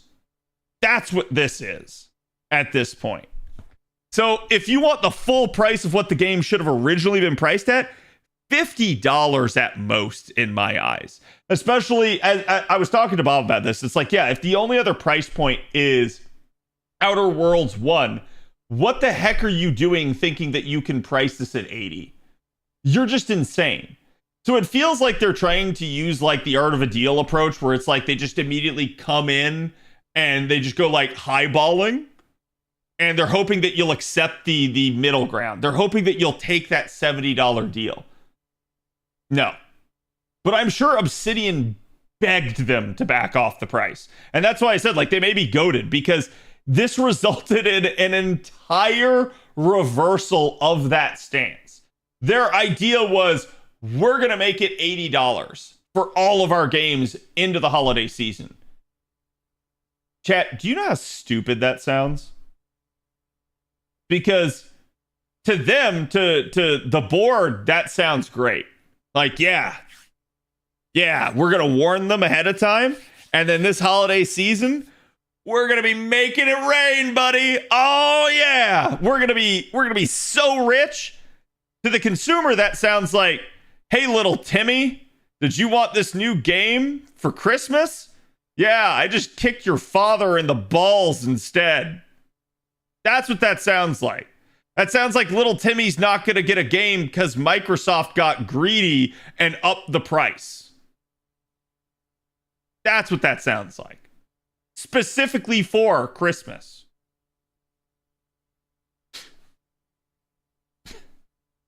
So, I'm sorry. Like, that's just so stupid, right? It was an absolute bad read. It was bad publicity from day one. And then they're going like, hey, in line with current marketing conditions. Let me also read between the lines one more time for you guys here. In line with current marketing conditions, aka we thought everybody else would raise their prices and we realized that they didn't. They made a bet hoping they could get away with $80 and they couldn't.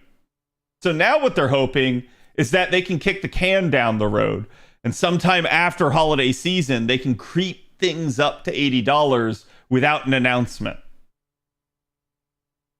But I commented on this on Twitter the other day. Somebody made a post that was, I think it was Pirate Nation. They were posting about, I think it was like Ubisoft came out and said something like, oh, there's increased scrutiny against our games and that like there are actual like hate mobs going against our games. And it's like, of course there are. You keep producing the same fucking slop year after year and you're not listening to your consumer. Of course people are absolutely shitting on your games. This is what happens when you ignore the market and you get too greedy. The market corrects you. You get corrected. Not the market, you. So when I look at this stuff and I see this happening, it's so obvious to me that that's what's going on. That they think they can get away with this. And yet, in the same thing as in Ubisoft's case, what is the answer here? Why are people upset? It has always been, always about price. Always will be. People will judge your game exponentially more harshly if they think that your game is overpriced because they don't want to pay for it. And the consumer will not pay for something it doesn't want to, that it doesn't think has value. So I can tell you the only way I'd view the Outer Worlds 2 at a favorable offering price for an initial offering before sales, before it's been out for a long time, The only way I would have viewed it even remotely favorably is if it was at $50 at most. And the reason I think it should be lower, easy comparison. The Oblivion remake came out at $50. And this game ain't no fucking Oblivion. That's why I say this. Now, behind the scenes, Microsoft is probably seething that they only charged $50 for that game. But that's also why everybody views that game pretty much positively at this point. Because they could have tried to be greedier with it, and they weren't.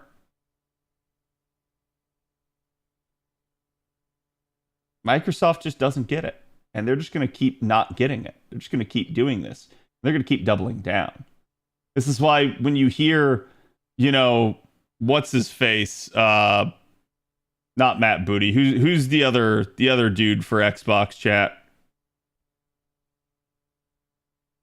I can see his face, but I can't remember his name all of a sudden.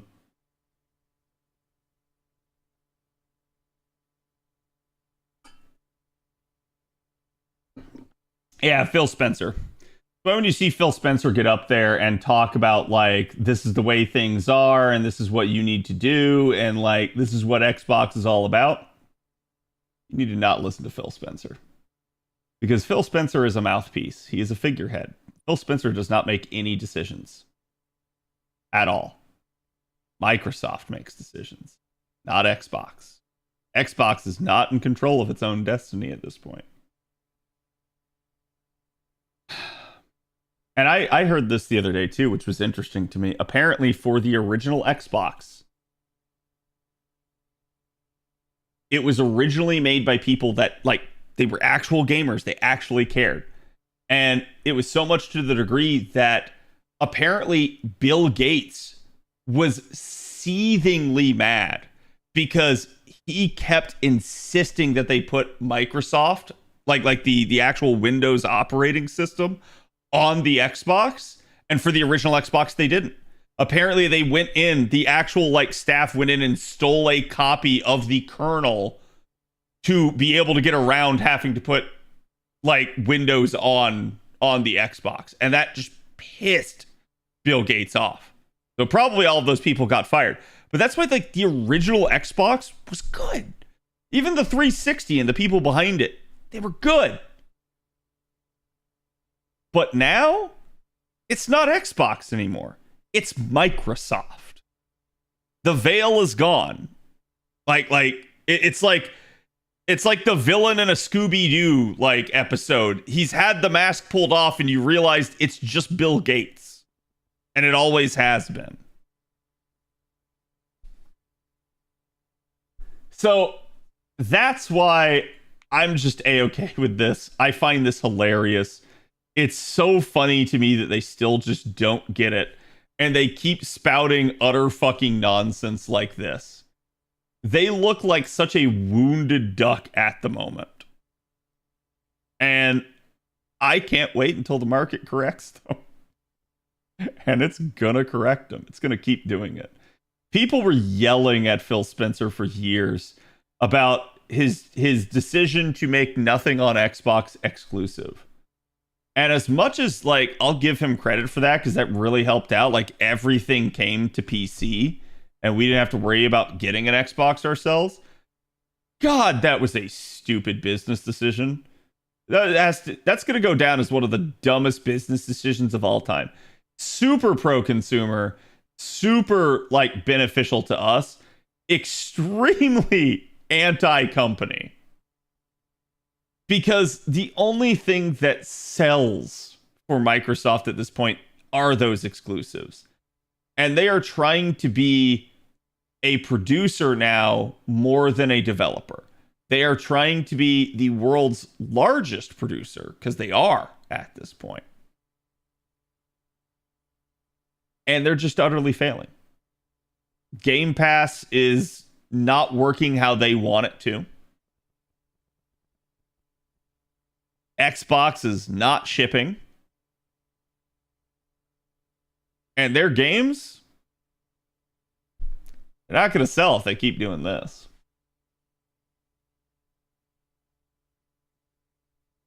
absolutely disastrous for the company legacy and image. Yeah, because I think what they were counting on is that would earn them a bunch of brownie points with the consumer. And like, to a degree, it did. Like, chat, it took us basically until... Let me give you guys the actual point at which the opinion of Microsoft finally changed. And you'll all probably agree with me. Last year, during the layoffs, when they shut down basically the studio for Hi-Fi Rush, that's when the opinion finally changed. I had known for a long time that Microsoft was a bunch of scummy asshats. But I couldn't convince people of it until they did that shit. Because then finally, people began to realize, wait, yeah, they're full of shit. The things that they're saying, they're not doing. They're out there saying they want like great games like Hi-Fi Rush, and then they close the studio down. So yeah, that's the point where I think the perception of Microsoft finally tanked. Because before that, I think they had a lot of really loyal fans. They had a lot of people that just wanted to believe in them. Because there's people that don't like Sony. There's people that, like, in general, just like they remember the golden era of like Xbox and 360. And they're still hoping for more of that. But I think that was the point where finally people were like, I'm out. Tango Gameworks, thank you, yes. Hi-Fi Rush pissed me off so much. Yeah, it's so dumb. So it's like, they did all that. They tanked their brand image. And so it's like, yeah, people would give them the benefit of the doubt for that change that they made. But other people were yelling at them because they're like, we want to win the console war. And it's like, the console war was a stupid idea in the first place. But regardless, it didn't matter. The goodwill they bought, the goodwill that they bought from giving consumers access on anything that they play does not offset trying to milk the ever-loving crap out of the consumer. It does not offset bad will in the developer community and thousands of people losing their jobs. That's the issue that they have. And I'm not going to say that like Sony or Nintendo is doing great either. They are certainly not without their own problems. But they are not Microsoft level at this point. Microsoft has hit a new low. And like I said, I mean, credit to them for realizing this is a thing. But like I said, I think the only reason they realized this is I think Obsidian was clawing at the door. They were like, please, Microsoft, please lower the price. This game is not going to sell. And then Microsoft's like, okay, fine, $70. Like I said, 70 is still too much. So this was some pretty insane news, and it made me laugh. And yeah, so you got the guy right here going, wait, isn't this day one Game Pass? Yeah, that's the other reason it's not going to sell. These subscription model things are so fucking stupid for actual sales. And this is why, if you notice, chat, you never get like sales numbers anymore on video games. They don't go like, oh my god, this game sold X amount of copies. Why? Because we're in the digital era. And now there's subscription models. So they just go, oh, our game hit this many players.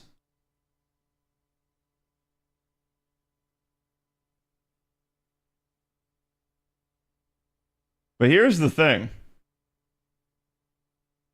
I'd rather see the copies sold. Because a large amount of copies sold is a great health indicator for your game.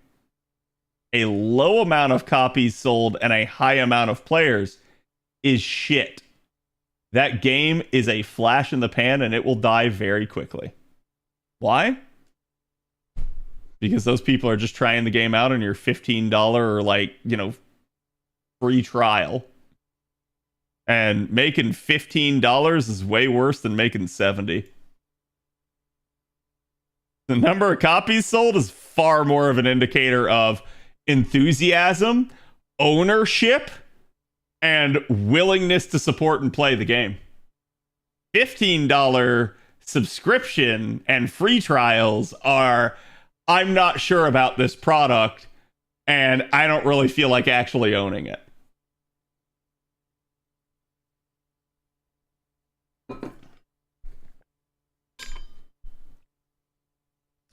Nintendo is getting away with a ton of shit just because Sony and Microsoft keep shooting themselves in the foot. No, actually, I have a bold prediction right now. Jack can tell me whether or not they agree with me. But I feel like this is right.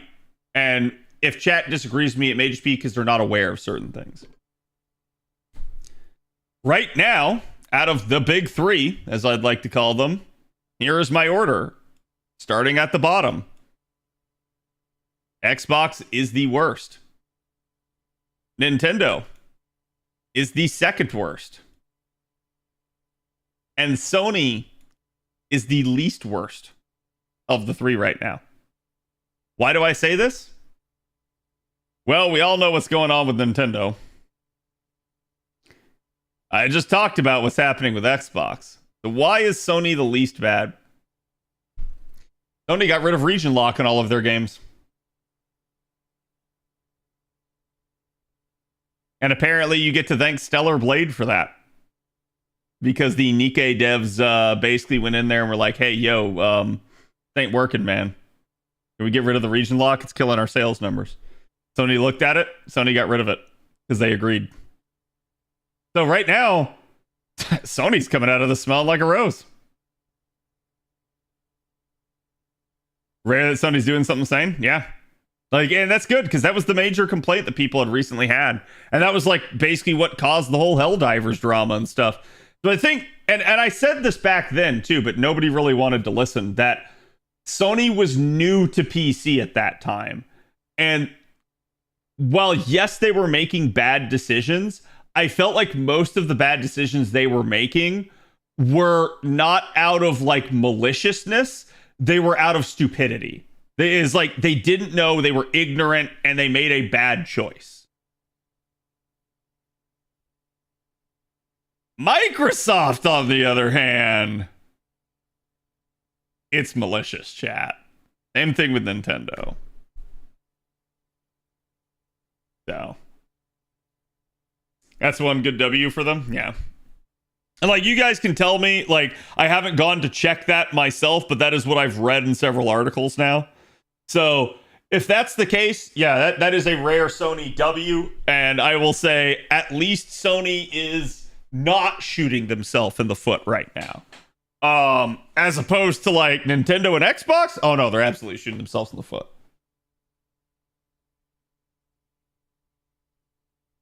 Hear the update to Nintendo versus the Power World Suit update. I heard they were getting desperate and they were trying to do something else. I didn't hear what it was though. I didn't actually see that. But yeah, to me right now, Xbox is trying to control the entire gaming industry and failing. Nintendo is trying to throw its weight around and trying to get away with upcharging everything out of greed. And Sony is not making a bad move at the moment. At the moment. I'm not going to say like, oh yeah, they're so good right now. Like, oh man, they're popping up. They're not doing anything like that. They're just not shooting themselves in the foot. When, again, what's the Sun Tzu saying, chat? Like, never get in the way of an enemy making a mistake, right? Like, that's all Sony is doing. They're just not doing anything. And right now, that is the best play. Just stay out of the news.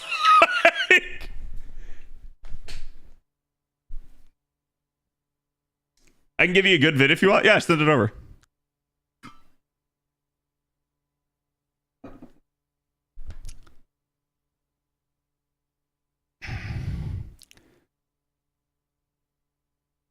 They came to conclusion the lawsuit in Power World rightfully got in trouble for stealing from the Pokemon Company.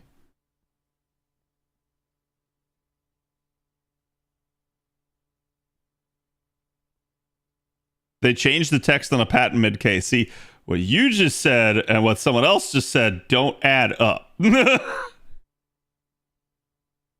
That's Napoleon's words of wisdom. Is it really? Okay.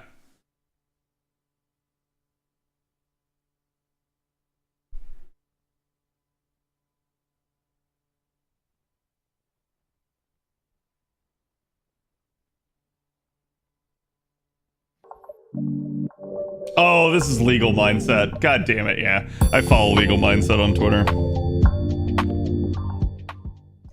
He's a UF grad. Pokemon is losing their legal battle with Power World, according to what. So just FYI, chat, Legal Mindset is a lawyer. Like just full disclosure here. He should know what he's talking about. From the latest new update in their case with the information we have gleaned. We're to get into that today on The Legal Mindset. We teach you to be your own judge. Of course, I'm Andrew Esquire, American attorney, breaking down these legal issues all over the world. And today we have the fascinating case of Pokemon versus Power World. This is something that I've actually covered on previous streams. I've covered this in the past. But once again, with these big lawsuits, they often don't have updates for a while. And to give you guys a little bit of background on Pokemon versus Power World, well, unless you live under a rock, you know about Pokemon, which is obviously a massive franchise, and it's owned between Nintendo and the Pokemon Company. And then you've got Power World, which is owned by Pocket Pair, and it is really focused on PC. Now, this is very important because one of the big things overall for Pokemon is they've been real console let's say loyalists, or you might even say zealots for the consoles. They really don't believe in PC, and they've been pretty hardcore in keeping anything Pokemon-like from entering.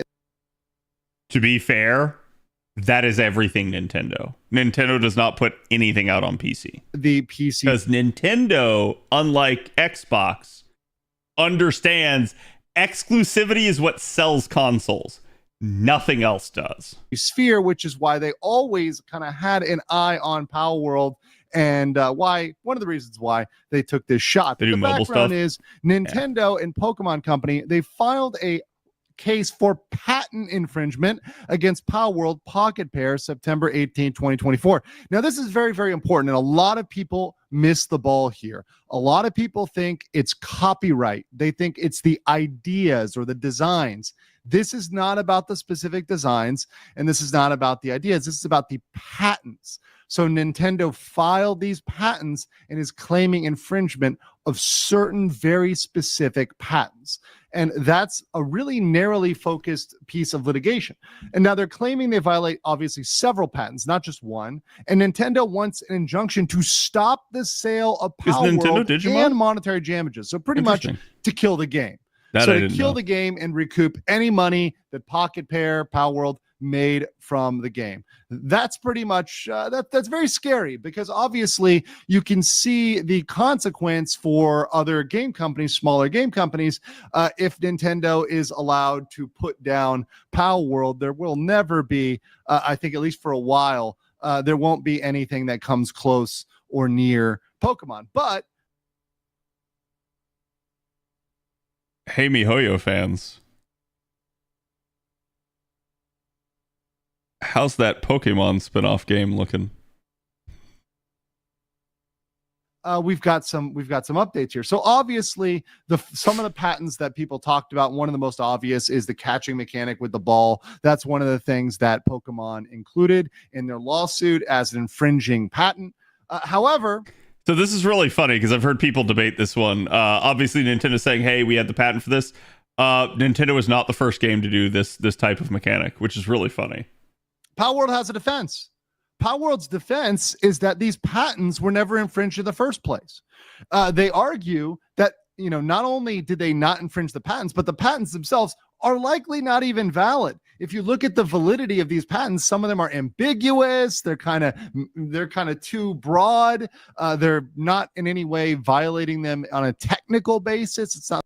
I'm gonna be interested to see what he has to say about this, because I think most people agree on this, that Nintendo going after Power World for patents is reaching, and they've been kind of really fucky for how they've done all of this stuff. And this has major implications in all of gaming if Nintendo actually successfully gets away with this. I can definitely understand people on the copyright issue, but that is unfortunately something that, again, they're not going after him for copyright, because I think Nintendo's own lawyers know it won't work. There is such a bar that they'd have to prove. And unfortunately, Pocket Pair has said, no, here is our artist. We hired her. She's the one that did all this stuff at our direction. but like it's all her own hand-drawn stuff. So naturally, obviously, people dispute this online, but Nintendo has to prove that they actually like infringed the copyright, and that's tough. Not without some sort of like self-incrimination or something. But the patent part to me is more worrisome. I wish they would just go after them for copyright in that regard, but the patent one, like this, I want Nintendo to lose straight up, because if they actually get to hold on to a lot of these patents, it's very bad news for all of Japanese gaming. Something they have kind of technical exclusivity over, and they're violating that. So that's Power World's defense, and they've been pretty consistent on that. And the other thing they've done, and which is brilliant, is they've changed the mechanics. And what this does is, while Power World and Pokemon, both Japanese companies, may have a stronger case, Nintendo may have a stronger case in Japan under Japanese law, under US law, and mind you, the majority of the users for Power World are in the United States. That's really what Nintendo wants, is to get them hit in the United States. Changing those mechanics is frustrating what's called a good faith basis claim in U.S. courts under U.S. copyright law. Basically, they're not going to be able to claim infringement in the U.S. because it won't be close enough. It'll just be viewed as frivolous.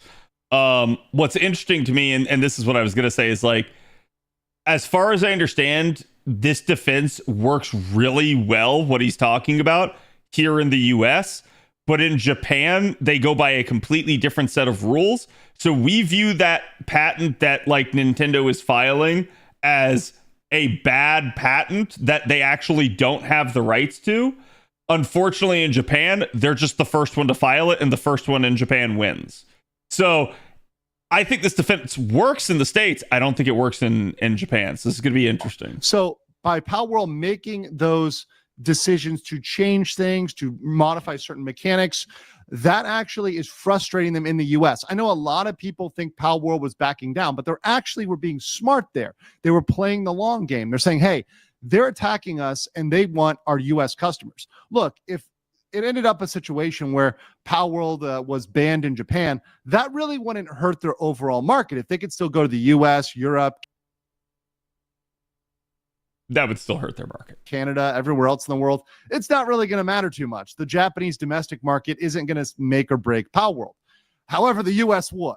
The US certainly would. So they frustrated them on that side. So Pokemon had to counter that, because now their claims, their patent infringement claims, are weak in their primary market. So they're saying, okay, let's try to change something up.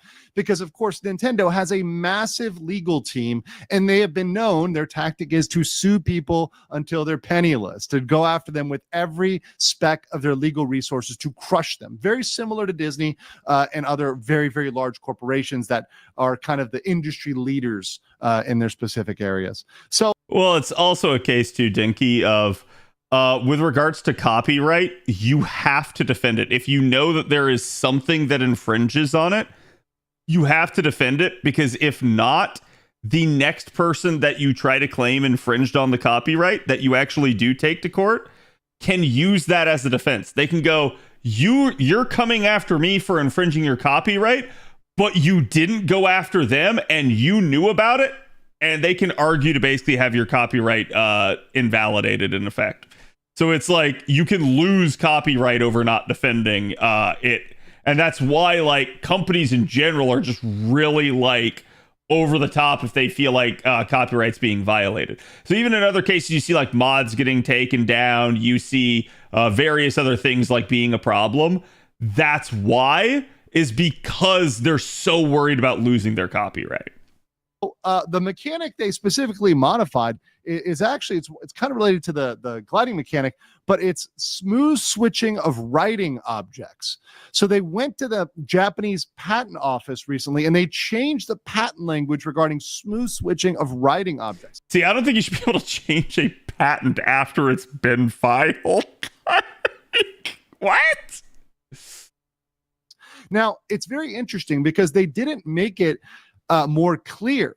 They actually added a bunch of legal gobbledygook. We call it legalese, right? They just added some kind of extra superfluous language, including To make very it more ambiguous words like even when, which isn't really used in, especially in patent drafting. I would rarely ever use even when in contract drafting. It's just something that you really don't use because there's other ways you can say things that creates more ambiguity. Now, why would they do this? Well, it's extremely rare to modify your patents, particularly mid-litigation. It's not something you would normally do. It's a very odd move because if you're modifying your patent, what does that mean? Well, what does that mean? Shock Pikachu face. Nintendo is not doing good. Nintendo is actually thinking they're going to take the L. So they realize they not only have a weak case. I wouldn't say that. It's they're trying to get them in the US. I think his first assertion is the more right one. In the US due to the modifications, but they may actually lose their patents. Their patents could be declared invalid. So because of that risk, they're trying to throw out some confusion, some ambiguity, some delay. And my stance, if I were Pal World, I would find their patents and I would go try to find other things that reasonably violated it. I would go try to find especially an earlier game.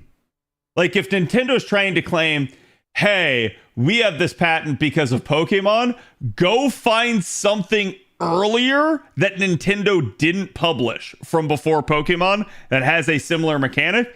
And that, if it's in the court of law, I don't know, I'm not familiar with Japan, but like to me, that would seem like a really good defense to getting that patent thrown out. If you can prove they don't actually have a right to that patent, they're not the first one to do that, and they're not the person that invented it. Usually a really good grounds.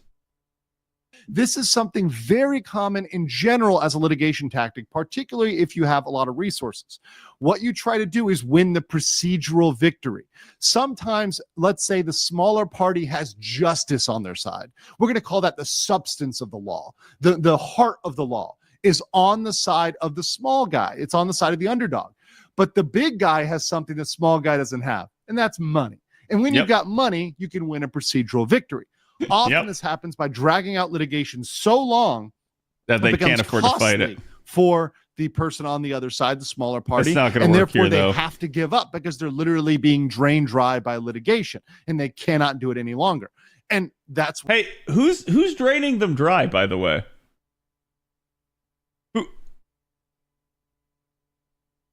Who's draining them dry?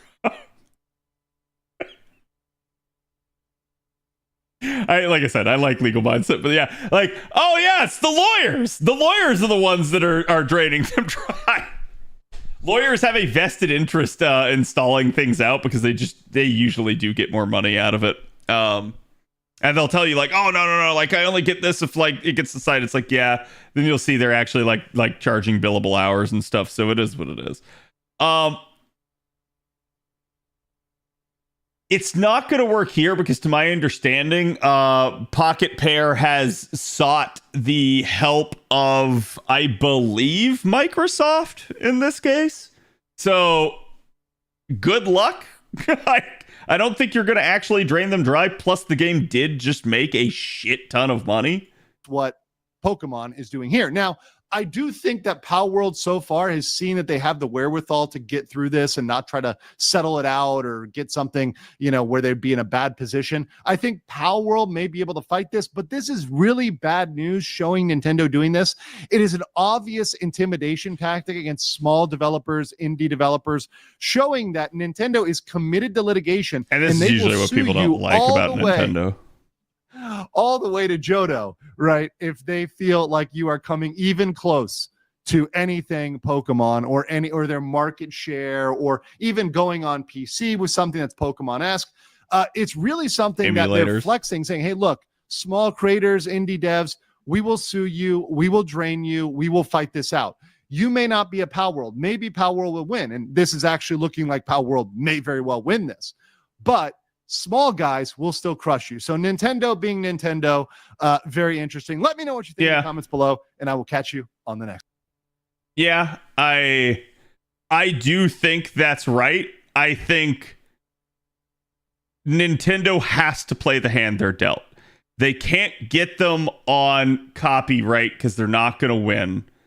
They have to try the patent angle, and they're hoping that they can drain them dry, maybe squeeze out a victory, but that if they don't, they're at least defending themselves. Like, they'll stop the Pokemon fans from being mad at them for not defending themselves. Like, if you guys remember when Power Word first came out, there were a ton of Pokemon fans. They were super angry at Nintendo for not doing anything about it. At least if Nintendo's doing something about it, they can save face. They're actually like trying to do something.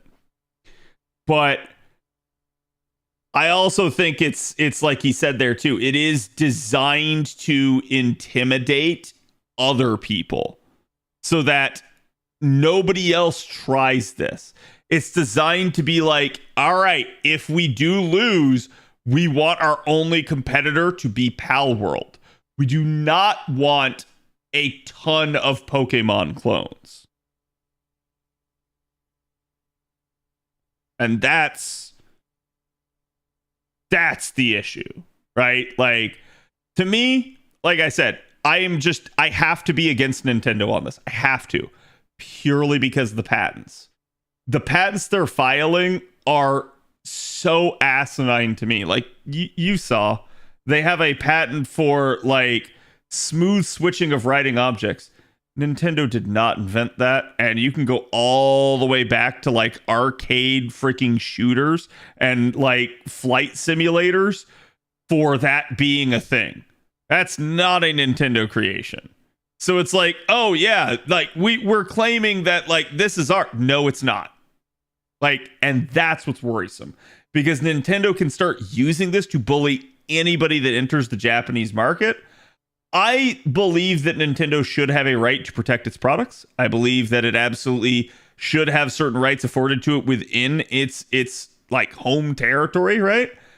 But these patents are so overreach that I worry that Nintendo could take down all of its competitors. And at this point, I don't blame anybody for backing Pocket Pair.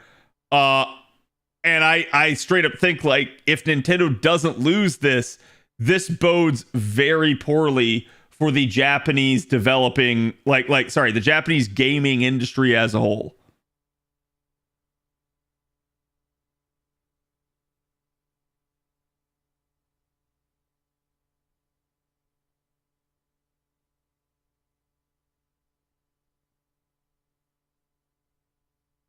Yeah, I mean, look, let me just be real here, right? Do I think they actually lifted the models? No, I don't. I don't think they did. Do I think that they tried to make the models as close as they could without it being straight up copyright infringement? Yes. Yes, I do. And I think that was done to achieve familiarity. I think it was done to get Pokemon fans to play their game. So I completely agree that that's fucked up. There's moral issues with it. But yeah, like as Bob said, it's technically not illegal. Chat, give you another case.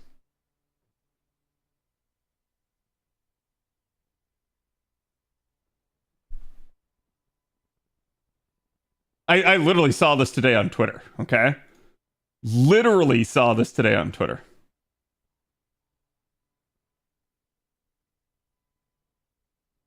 Let's be real, chat.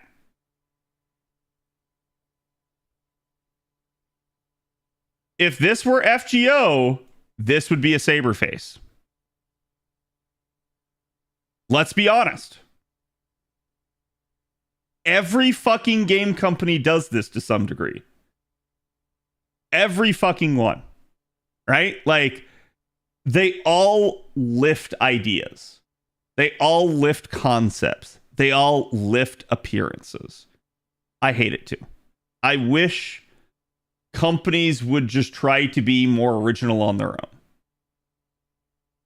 But yeah, that's 100% what they're trying to do. Okay? And like, again, we go back to like Star Rail and oh yeah, totally. This is a Fate reference, and like people tried to, like the fans tried to deny it for years, and then you have the game's producer coming out and just admitting that it's a thing, right? So it sucks. As somebody that, like, if you don't like the other company, it's a feels bad, man, because that's how I am with MiHoYo. I'm not a huge MiHoYo fan. I don't like the way they conduct themselves. I don't like the way they monetize themselves, and I have issues with that. But is there anything that can be done about it? Nope. You just got to hope that at the end of the day, the superior product wins. And in that regard, Pokemon will win. Pokemon is the superior IP. Hands down. Without a doubt. Pokemon will have all the loyalty. But there is a reason Pal World popped off. And let's not be dumb about this, right? It's blatantly obvious that Nintendo is just smashing and grabbing Pokemon. It is just absolutely milking the ever-loving crap out of it. It is trying to do very little with regards to its video games. And so finally somebody was like, yeah, but I want something else to get made. And they made it. And everyone loved it.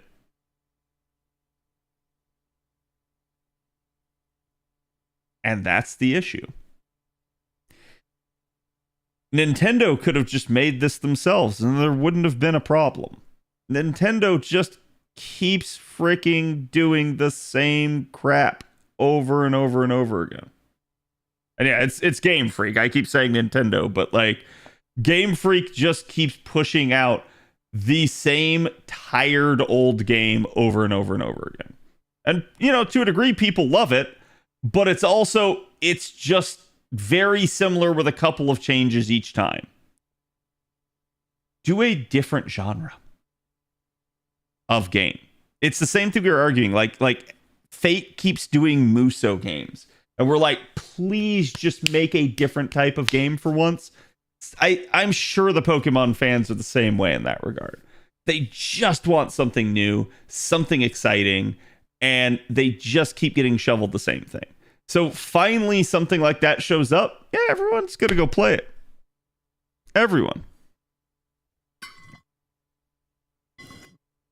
It would have made heaps more money if they just made both Pokemon and Password.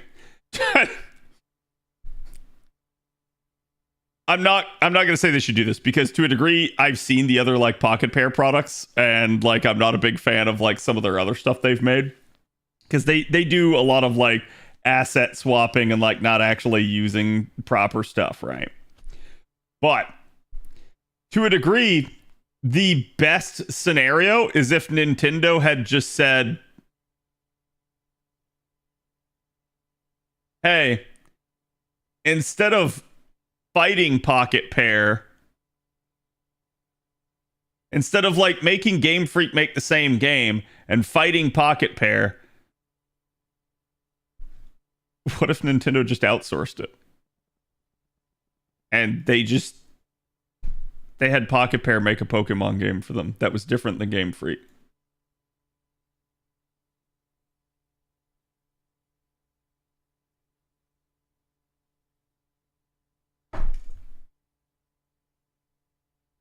That's all they gotta do. Now, are they gonna do it? No, not at this point. But like, dead serious, if they can't get more out of Game Freak, they can't expand the studio, they can't get them to make a different game, go get one of your other studios to make a different game. It's that simple. And then you'll make everybody happy. If you can't beat them, get them to work for you. Like I said, that will not happen. That at this point, with how much legal like stuff they're in, that's not gonna happen. Because imagine, right? Imagine Nintendo approaches you and they're like, okay, fine. We want you to make a game. If I'm Pocket Pair, I'd be like,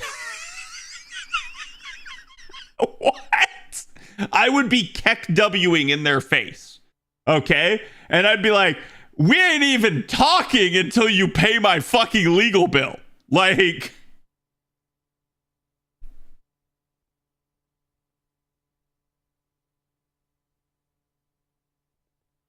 I think it's just Nintendo. I think Game Freak made a non-Pokemon game that looks good. Yeah, aren't they? Don't they have like a new one coming out?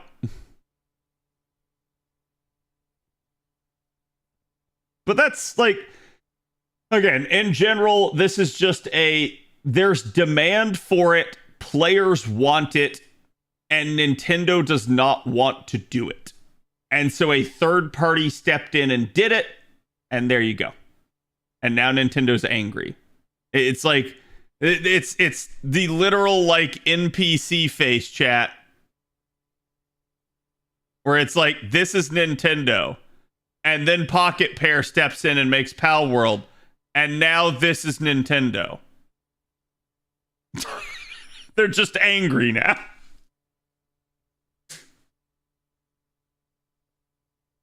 New Game Freak game for Xbox? Yeah, let me see.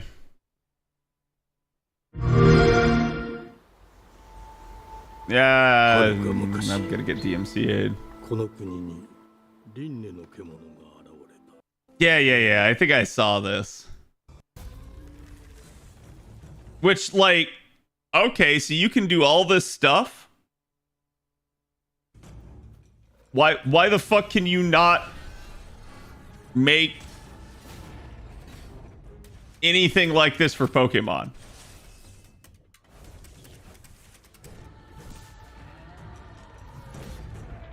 Like, seriously, like try making like a Souls-like or something in Pokemon. I'm not gonna say it's a good fit, but literally do anything other than what you've been doing. Just makes me think Nintendo's hampering them at a glance.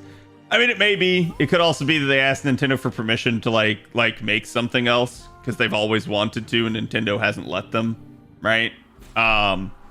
It could be that, like, again, Nintendo is putting them under such pressure. They're like, hey, you have to like produce a game every year, and so because of that, like, sorry, not Pocket Pair, Game Freak just has to keep doing the exact same thing over and over and over again, because anything else would just take a longer content pipeline and just make it like impossible for them to do stuff, right? Boy, that's some interesting thumbnails. But okay, chat, we'll end it here for tonight. We didn't get to do much in the way of watching, but yeah, I hope you guys enjoyed the discussion at least. I don't know what we're going to be doing tomorrow. Tomorrow, I might take the day off. I need to cook for myself. Otherwise, I'm going to keep ordering again, and I'm going to fall back into my old habits. So I'm going to like see what I can do about that. And like I said, Friday, it's looking like we're going to be collabing with Fox. So definitely get some fun stuff for that. Let me see who I'll be on.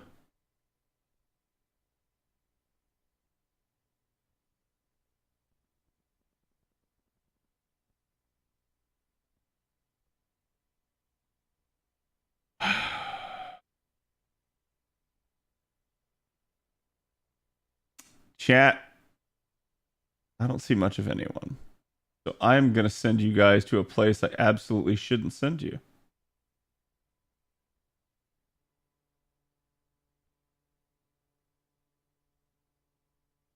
Let's go raid Pippa. Guten Morgen. Hello. How's it going? Unfortunately, we're ending, but